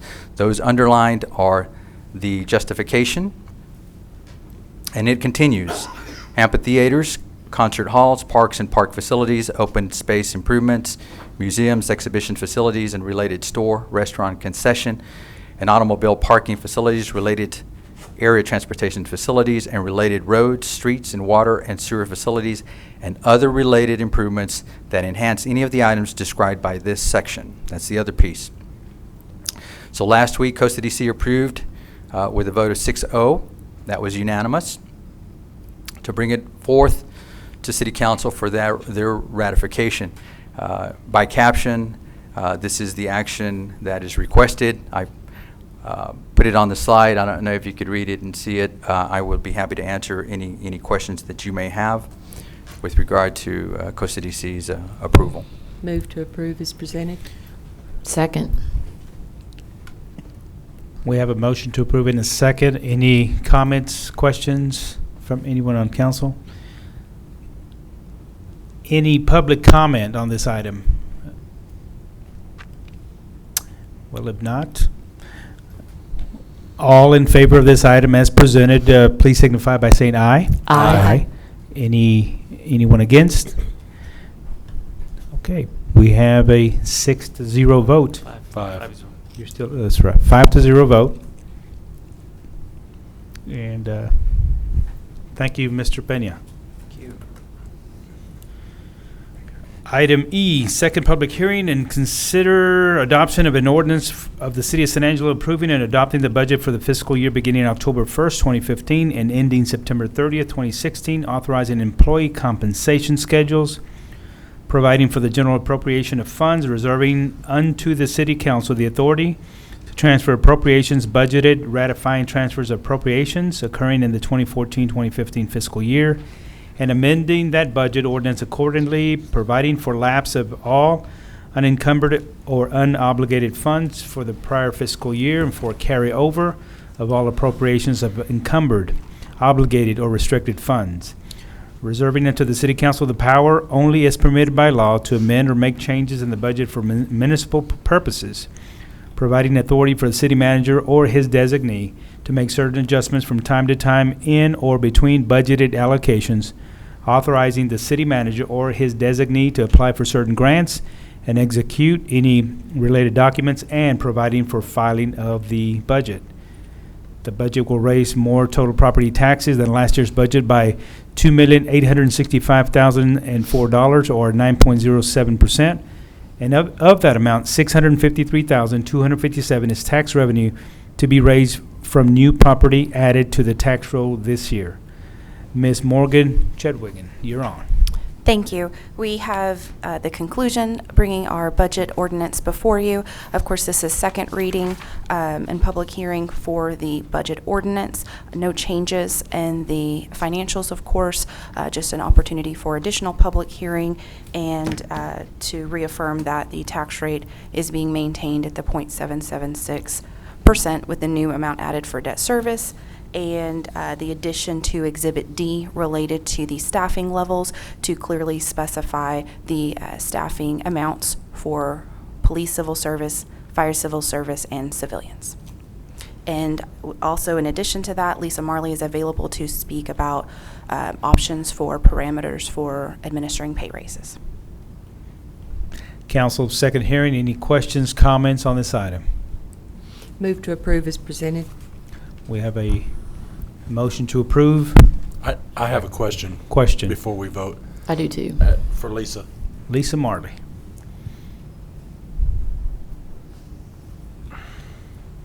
Okay, I know we had kind of set out how we thought, or kind of guidance on how we were going to distribute the pay raises. Yes, sir. Can you tell us what you came up with? Yes, sir. I actually have a presentation. Okay, for this. perfect. Thank you.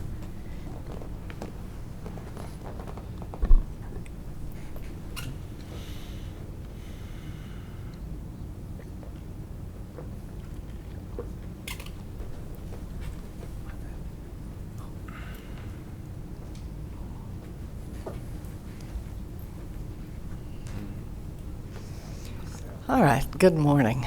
Back at the workshop back in February, there were 5 key priorities that were developed by the City Council, and salaries came in as number 3. At present, we represent, our salaries represent about 88% of the salary information. These are the 13 cities that we compare ourselves to. This is a very busy slide, and I apologize to Anthony. But this is the actual definitions for the 3 levels of evaluations. We had a little bit of discussion about that when I was up here last time, where we have 3 categories: below expectations, meets expectations, and exceeds expectations. The below expectations are not entitled to any sort of a pay increase. Last year, I've got the figures on there in red as to how many we had throughout the city. So there were 3 below expectations. 2 of those people are no longer with us, and 1 person did improve and wound up moving on through the system. We had 555 meet expectations and 257 exceed. Then this is just some history on the meet and confer, because we also went into this discussion last time.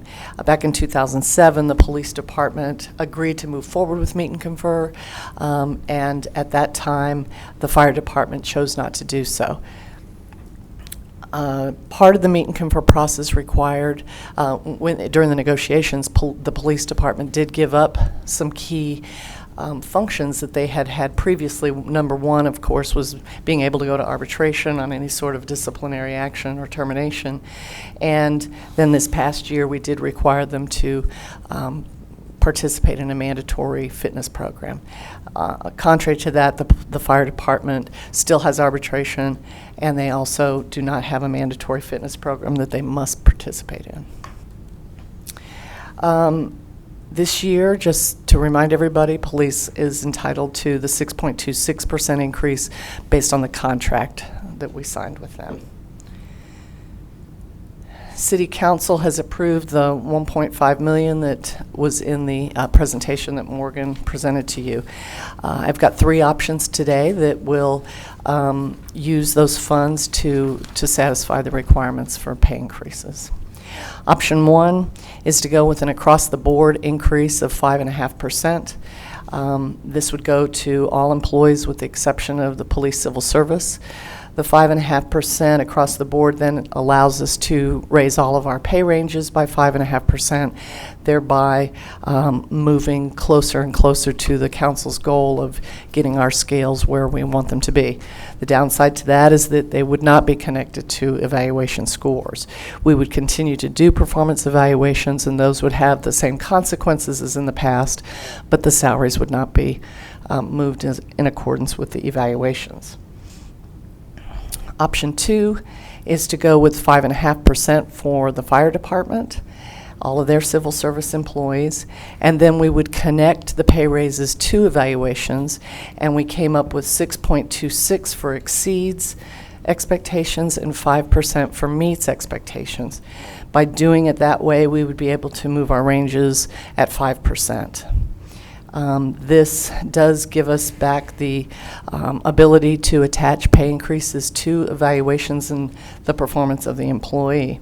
You'll notice that the exceeds expectations does match up with the police meet and confer numbers as well. It does a little bit less towards your priority by only raising the ranges 5%. And the third option is to go with the 6.26 for our fire civil service employees, which links that to the police department meet and confer rate. By doing that, there's significantly less money available for the rest of the general employees, and so exceeds expectations would be at 5.75, meets expectations at 4.75, and that would be a 4.75% increase to all of our pay ranges.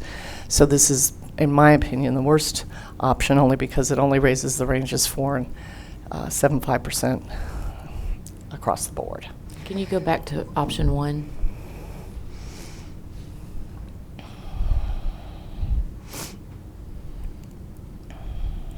So this is the one, as you say, that does the most toward keeping within the council's priorities. Class, but someone within the pay range. That's correct. What would that put us up to, what, 85, 87? Well, it's impossible to know right now. I mean, we're at 88%. We've surveyed cities, and a lot of them, it looks like it's going to be an average of 3% for all of the cities in the comparable region. So if you take 3% off of the 5.5, we'd be, perhaps 2.5% is the room that we'd make up. So we'd get over 90, possibly? Possibly we could get to 90. Barely. Right. 88, 89. So the difference between, 1 and 2, well, okay. 6.2. Rodney? And I mean, I do have one more slide that my option would be the option 1, obviously. I think that once, if we can continue with the council's priority and goal of moving our ranges, let's get to where we can get. And then once we've established our salary ranges where we want them, go back to connecting them to performance evaluations. That's actually a conversation that I had with Lisa after meeting with Councilmember Gonzalez. She actually thought that she had mentioned that why don't we get to what the goal was, the priority was to get us to that 95 percentile over the 3 to 4 year period. Once we get there, we can start talking about let's do it in performance type situation that was recommended by council last time. What bothers me about that is in 2008, with former Councilmember John Mark Hoke and I sat on the committee to get these salaries up to at least 95% of the national average. That's a moving target. It really is a moving target. So by doing this, you're saying, well, once the ranges get to satisfactory level in future years. That's the one thing that bothers me, is because it's such a moving target. It's hard. We've been trying since 2008 to raise these, and we can't get there. Every year we'd have to look at it and see where we stand, and are we satisfied with that level. That's why you have to shoot for 100% just to stay within 88 or 90% actually. Absolutely. I mean, last year when we did 5%, you know, we didn't gain that much ground against the survey cities because keeping up it's with inflation. Yes, yes, absolutely. On option one, Lisa, so you're meeting the requirement of this, of the meet and confer agreement, right?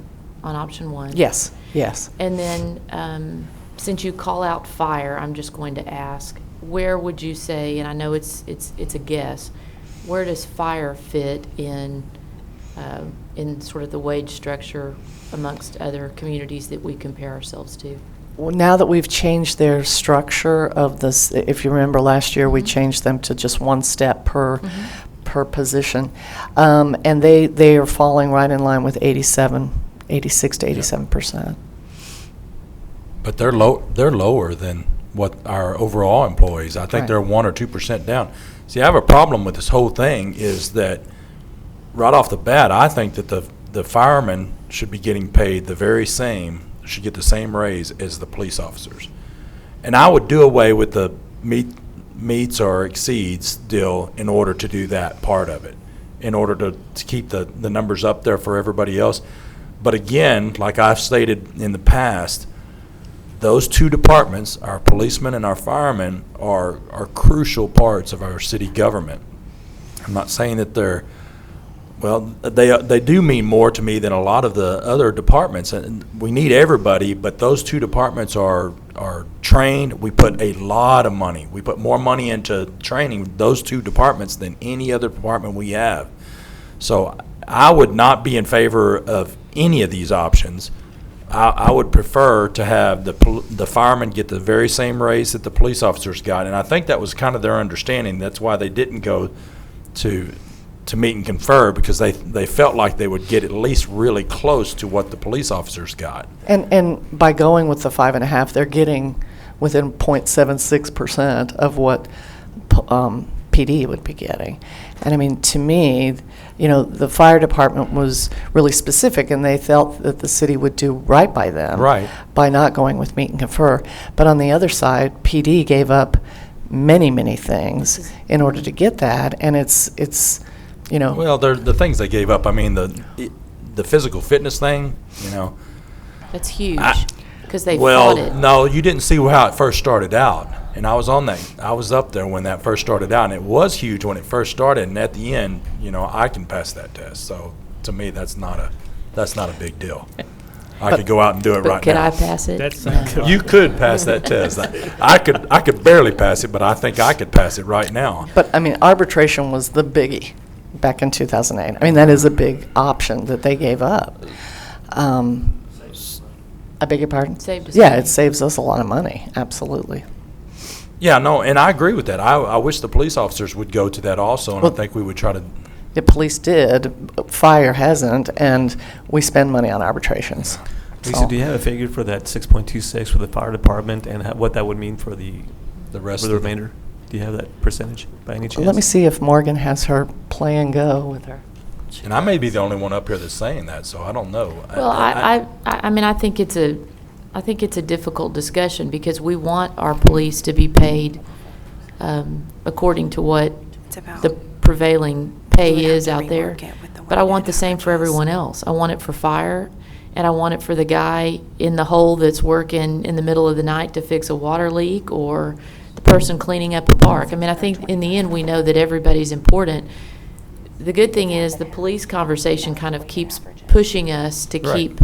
keep the wages current, and that's why that's the way I see it anyway. Morgan But you has the also- an- Morgan has the answer. You also have a lot of, though, these two professions, you have more cities posting billboards in our city. Poaching, they're poaching, absolutely. Yes, of course they are, because their pay is so much higher than our pay for these two professions, who we invest tens of thousands to each one of them when they first start, and then we lose them because we can't afford to pay them. So Right, I could see giving both of these professions more money than the rest. I would be fine with, on this option 3, because I was the one that was brought up, the meets or exceeds. I'd be fine taking away the meets or exceeds, give the fire the same as the police department, and just everybody gets that same raise right there in the middle. So instead of a 5.75 and a 4.75, it would be somewhere We're in not talking the. about option 3. Why is option 3 showing? Well, that's speak the, to that's answer the the fire, question. that's the fireman getting Oh, paid you the want same. a hybrid. You're Yes, I talking want about I would hybrid. like to have a hybrid of it, yes. So we're looking at 6.26 for fire, and then the remainder would be the percentage for the remainder of the staff, then, instead of taking out the exceeds and meets They and all exceeds. get the same. So But do you have a percentage for that, Morgan? So we developed option 3 to speak to that option, speak to that issue.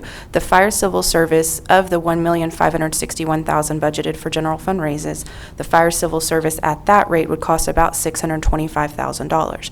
The remaining $900,000 could be divided up to civilian staff. And we would have, if it's not going to be more for exceeds than meets, then we could derive what that percentage is going to be. It wouldn't be an exact meet in the middle because of the weighted average of how many folks exceed and how many folks meet. It'd So be we could closer to develop that. 5.75. I think it would be about 5.25 or less, 5.15. 5.12, I think, is where we end. About So 5.1 is we safe. could do 5.1% for civilians if we gave with no pay for performance, no additional consideration for exceeds expectations, and still give the 6.26 to fire. So everyone else falls behind. That would be doing the That's- We need more That's least. still money. more than the majority of them, because they were going to get 4.75. So the majority of them are still getting closer. Right, if we went with option 3, it's more than option 3. But you just increase the cost by what you've said for, okay, police and Well- fire get the same pay, Mhm. the same increase. Mhm. What have you done to the civilians? The civilians then would get 5.1% regardless of their performance, and the ranges would go up 5.1%. 2/3 of them would be getting closer, so the bulk majority would be getting closer to that average, or increasing our average. It is simply a question of what is your priority. And that's the beauty of these three options. There's one that addresses movement of ranges as the primary focus, which was designed, I think, to do the most to fulfill council's objective, the goal Correct. item. And then there were two other options depending on what your priority was. If you wanted fire to be the same as police, there's an option there. And if you wanted something where fire was not tied to police, there's an option there. So 3 good options. If you create a hybrid, we can probably make that work. It really, though, is just a question of what is your priority for. Well, it sounds like option 3 does all the above, does it not? No, Well, the hybrid part of option 3, though. I think to go ahead and take Let's the. call it option 4. Let's call option. There you go. Yeah, option 4. Which, Lisa, you were recommending option 1, is that right? Correct. So, why? Our goal Well, was to and the meet reason was, council's goal. right, it gives more to the ranges so that we can recruit and retain. And Rodney, And- you like option 4 now? Yes, I like option 4 the best because, again, the firemen took themselves out of this position because they felt like they were going to get close to or the same as the police officers would get. And we just invest so much more money in those two professions. I'm not I taking away agree. anything from them. I agree with you. All employees are important. Yes, And very every one valuable of to them. the operation of the city. Each person brings their own specialty. However, the police and the fire run into the problem, put their lives Yes. at risk, and I agree that there shouldn't be a difference in their pay. I agree. I Just would my move, opinion. are we going to accept motions on this, or this is a second reading? Yes, I need a. Or I need a direction, you motion. need direction. I have to have an. Okay, do we understand, okay, let's leave option 1 up there. All right. And there be the what is it? 6.26. 6.26 for, let's just say for the sake of conversation, 6.26 for police and fire. Okay. And then how do we keep 5.5? You can't. You can't, there's not enough money. Be 5.1 though, and you know, as an employee, that I've been these hourly employees, it's been a long time ago, but a 5% raise, to me, I would be sitting there going, I'd be very happy with a 5% raise. Well, but not if cost of living is 3. So It's better than nothing. Well, it is, but Well, and but- I'm not trying to. I don't think there's anyone here that would question my commitment to police or fire. But in the end, our objective was to keep all employees within the pay scales of the job that they're doing. And every time we make a decision like this, we're sliding back on that. And I don't know how to resolve it other than to put more money towards it. No, but you're not. Our regular employees are at close to 88 were last year. This is a sliding scale. But last year they were 88 and the firemen were at 87. So it's 1% difference. You're talking about a 1% difference in pay raise right there. So you're sliding them all up at the same rate. Well, if right here, it's not, you're That's at not- 5.1 that's and not a- 5 point. You can't use that. It's Well, 5.1. Time out, let's get Marty has been wanting to. Well, can she answer my thought question? What is the question? I'm I mean, sorry. what is the amount? What would that amount be? For? Does everybody get to the same percentage? No. Theoretically? No. So theoretically, tell me again where police and fire are as compared to, pick another. Police and fire Non-professional. were to go to 91.25% in this upcoming year, but we had to put a cap on it based on our contractual agreement. So I don't know yet exactly what it's going to be, but it's somewhere around 90%. Fire has been sitting between 86 and 87%, and then on average, the rest of our generals are sitting at 88%. However, I can say on those general employees at 88%, it's an average. We've got some outliers on both ends. So there are, I'm sure we have positions that are still in the 70 percentile, and then we've got some that are way at the high end of the 90th percentile. But on average, for all of our generals, it's at 88%. And what are we doing about those that are sitting at 70? Because with this, they get the 5.5, but it doesn't necessarily change. It changes their range by 5.5%. Right, but it doesn't necessarily bring them into.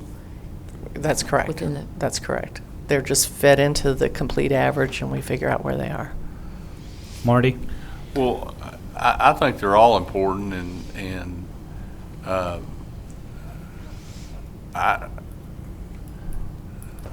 agree with Rodney from the standpoint of fire. I would like to see fire with the police, but and my brother's a fireman, not here. I want to make sure I say that. So that on the record, but I just agree more with option one myself. I really do. I think we have to move equally across the board. But option one will leave the firemen 1% back at least. So if we're as a council, we're saying we're trying to hit this moving target and getting everybody up. That's why I'm fighting for this so much, is to get them more in line. You have to give them a little bit more, and the investment is just there. We're just there. So that's why I'm passionate about this. That they're 1% behind right now on average, not for everybody, but on average. They're 1% behind. We would give them that would help get them closer to being where everybody else is citywide. That's all I'm going to say. I'm not going to. It sounds like I'm losing the deal. We have the funding to do that if we went that route. Yes. To align fire and PD, and then. At the expense. And then of 5.1 for the. Yeah, instead of 5.5, it's 5.1. Mm-hmm.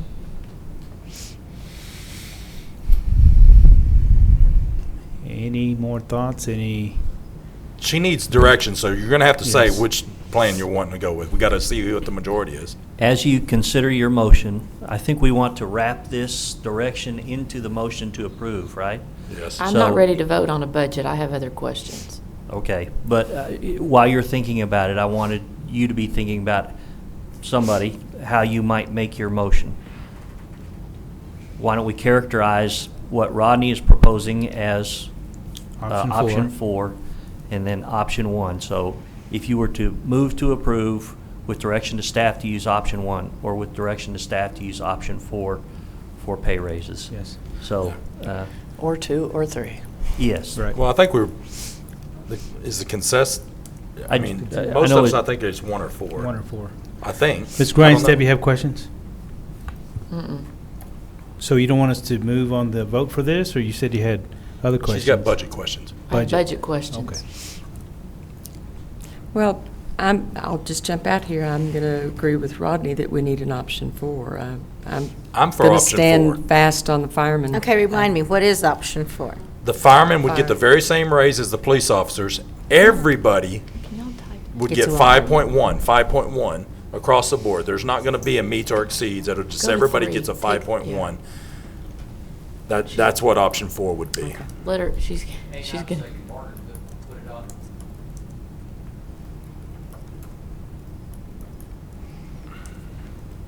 The beauty of technology. 5.1-ish. Ish. Put ish on there. That's what's critical, because we don't have this specific computation in front of us. It'd be approximately 5.1. Yeah. What if it's 4.9? That is. But just that's a concession of some sort, because you're taking That's a- two-thirds of the city employees would not be getting a 5% raise on either one of these plans, if we did the meets or exceeds part. Well, but I'm looking at Lisa's option, or option 1, which doesn't speak to that at all.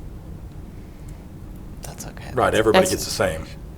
But then you have the firemen that are still behind. Fire, civil.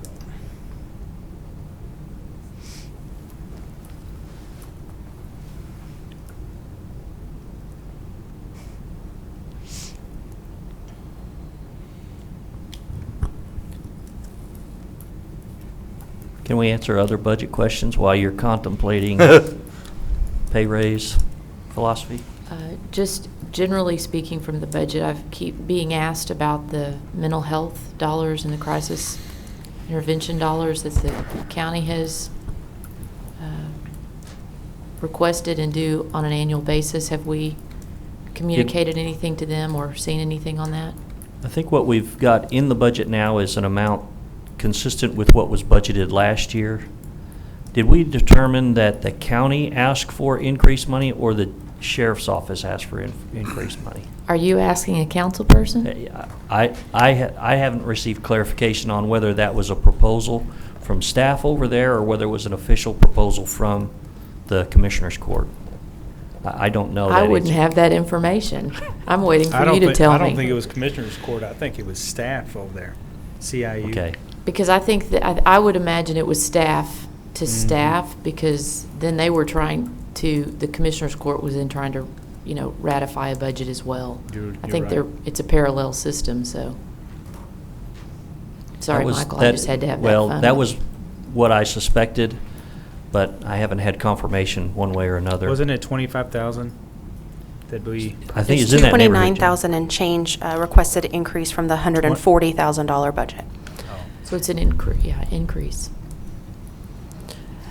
But I will say that adopting this budget today is not the end of those discussions necessarily. There is opportunity to amend the budget as prescribed in the budget ordinance. And so I believe that there may be some lingering items like that we need to continue to research and address once we have all the facts, not necessarily because of some artificial deadline mandated by the state.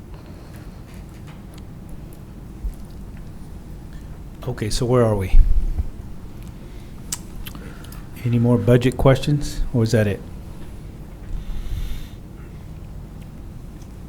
What's a consensus? I stated mine. I don't think you want to Mayor, hear how are it you again. feeling? You know what? I like Rodney's option 4. I think it gets the two vital organizations out there that really put their lives on the line. And I'm not saying anything that about everybody else, because I think everybody else is part of the bigger picture. But again, this is an increase that they don't have. So 5.1, I'd be happy. I'd be a happy camper for a 5.1. Yeah, cost of living raises there, but still, it's a raise. It's a, you know, I also go with option 4 for the fact that I would like to see the fire department get the same raise as the police department and continue to work with the other people that, next year, again, to try to get them a little bit higher. I need a motion for anything. I'd probably like Lucy, I just option. hope next year gets here. Yeah. Option 5 would be that everybody got the same 6.26. Oh, I'd love to be able to do that. We don't have the money. Well, We don't have it.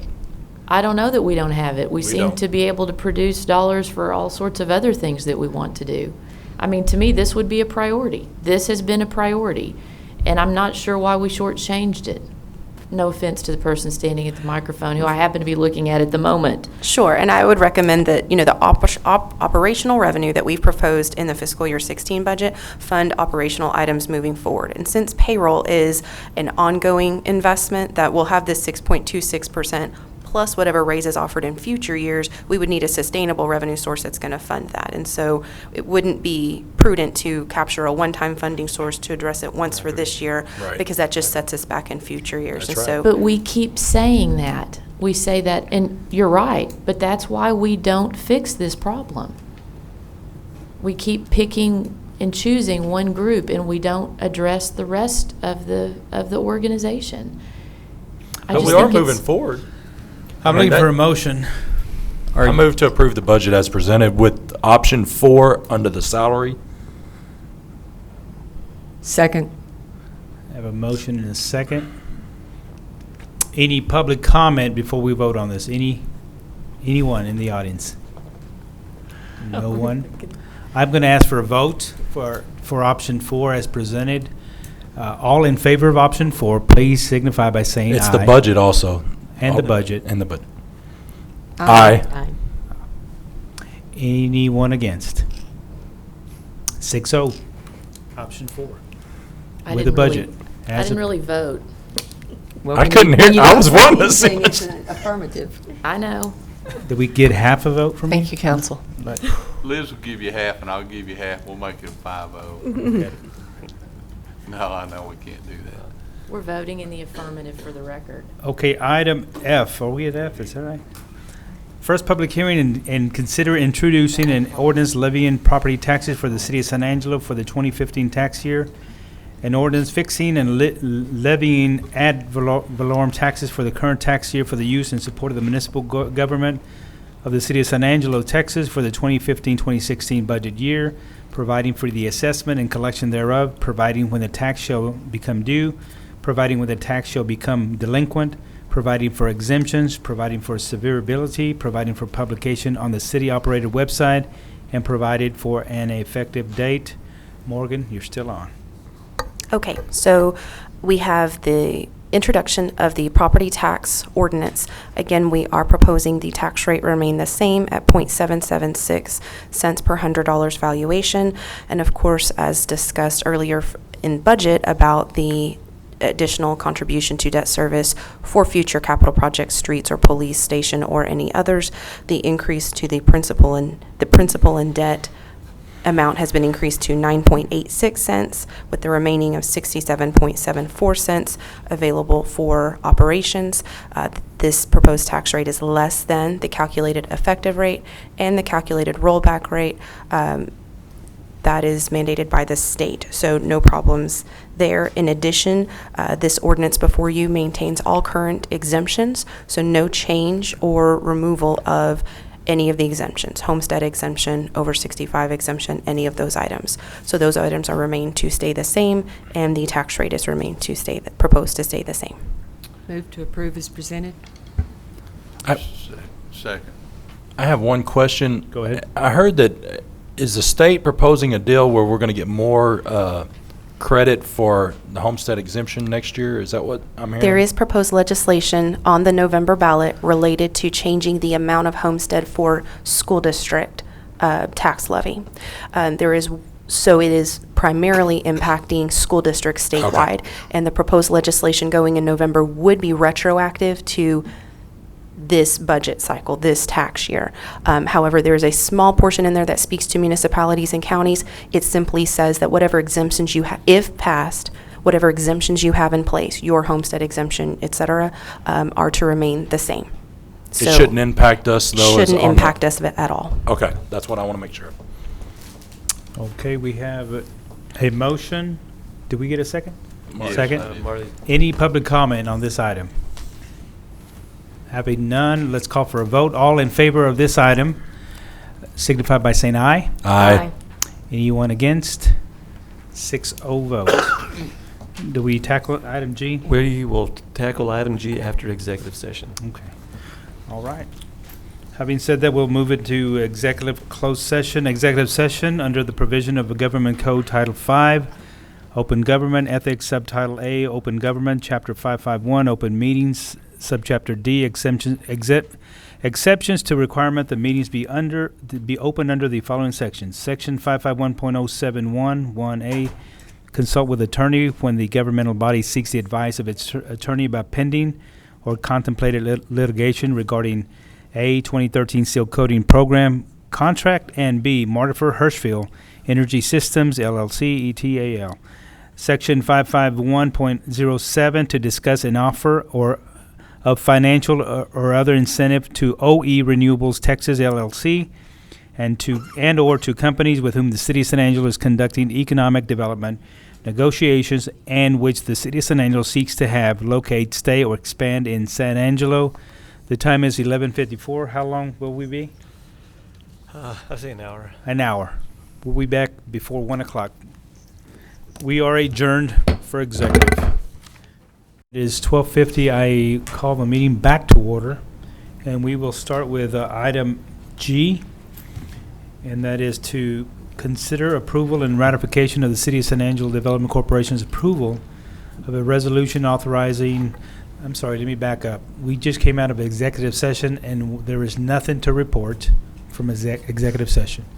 So item G, consider approval and ratification of the City of San Angelo's Development Corporation's approval of a resolution authorizing the use of sales and use tax funds in an amount not to exceed $583,814 to provide an economic development incentive to OE Renewables Texas, LLC, for a project under Section 505.155, projects related to business enterprises that create or retain primary jobs as authorized under the Type B Corporation in Local Government Code Chapter 505, Subchapter D. Roland Peña, you are on. Good afternoon, Council. This is, again, another item for ratification. This was approved by Costa DC Board with a 6-0 vote last week. For the purposes of the educating the public, this has to do with incentives for One Energy Renewables of Texas. They intend to invest $18 million for a solar electric generating plant. They do intend to have temporary construction of employees of 20 to 25 employees and one full-time position. They have requested incentives of an 8-year tax rebate grant. This will be in the amount of $583,814 over the course of an 8-year period. They do have a lease option agreement with the City of San Angelo for 143 acres located north of San Angelo, and I'll show you a map here shortly. The lease does include a 26-year term and an option of a 10-year additional years. This is the proposed location of the industrial park. This is the industrial park that we currently have, and then this outer line is the city limits, just to give you a point of reference. Action requested is, as the caption read, to approve for ratification. However, I'm free to answer any questions that you may have. Move for approval as presented. Second. We have a motion and a second. Any public comment? Any other comment, questions from council or anything? Let's we'll go ahead and go and vote for the item. All in favor of this as presented signify by saying aye. Aye. Any nays out there? No nays. 6-0 vote. Now we'll go to follow-up and administrative issues. Like I said, there's nothing to report out of executive session. Item B, considering of approving various board nominations, Construction Board of Adjustments and Appeals, Kevin Bond, SMD 3, to a first term ending February 2017. He is my appointee. I move to approve. Mr. Second. Bond? Second. Did I get a second? Okay. I didn't hear that. Any public comment on this? None. All in favor of this approval, signify by saying aye. Aye. Any nays? No nays. And finally, announcements and consideration of future agenda items. Anyone? Ms. Grindstead, we'll start with you. I don't have any requests for future agenda items that I wouldn't first maybe speak to the city manager about, but I would like to remind everyone that we'll have our next neighborhood chat September 14th, 6 p.m. at Mr. T's, and we will be talking about Republic Trash Service. Ms. Gonzalez. Nothing, sir. Mrs. Farmer. Want to let everyone know that I will be gone the first meeting in October to Porch to Plains board meeting. I will not be present, and I believe Mr. Valenzuela is going to be gone as well. Yes, ma'am. Just to let folks know, looking forward to that. I'm sorry, Charlotte, I didn't hear that second. Which? The first meeting in October. October will be October the 6th. I will be gone. I don't know when Mr. Valenzuela flies out, but I will not be here because I will have already left town. So just to be aware of that. And also for future agenda items, if Carl is in the building or somewhere, if you could work with him to come up with possibly some ideas. We talked earlier about our firemen and our police, and you know, we have so many beautiful areas down on the river, but any review of an area down on the river that could be dedicated or designated as, you know, an honorarium type place for police and fire, present as well as killed in the line of duty or whatever, some sort of memorial could be considered, you know, here in San Angelo on some city land. I'm not talking about anything elaborate. I'm just talking about a place of solace and enjoyment that I know that Rick and I had talked about a place for military years ago when we were in Washington, D.C., a place where the military could go, but of course they have the Goodfellow Rec Camp. But just as an honorarium type place, if Carl could be thinking of stuff like that to bring back to us in the future. I see Rick frowning. No, I was just thinking that there is the item with PD currently that they've been working on for some time as far as a Well, it police is, and it's memorial just over for them, but it's not in a really public, you know, visitors. It was proposed to be initially in City Park over there, and, you know, that might be expanded to where it's something that's more than just that. It could be police and fire or something or another. So I'll get Carl to check up on that and see where the status is. Okay. That's all. Marty Self. Nothing at this time. Mr. Fleming. Just a reminder about the meeting that we're going to have at Southgate Church of Christ about the Highway 277 and Grand Canal intersection and the possibilities of some action by the Texas Highway Department. There's going to be a couple engineers there and some city staff there, and hopefully we'll come up with at least a couple of solutions to help with the accident rate at that intersection. That will be on Thursday at 6 p.m. at Southgate Church of Christ. And I'd like to add that I will also be having a town hall meeting later on toward the middle of the month, mid-September. We're in September already, that's right. So, but I will make my announcement when we get to that point. And that's all I have. That's all. Move to adjourn. Second. Move in a second. All in favor of adjourning? Aye. And anyone against? I think you did good. Very good. Very good.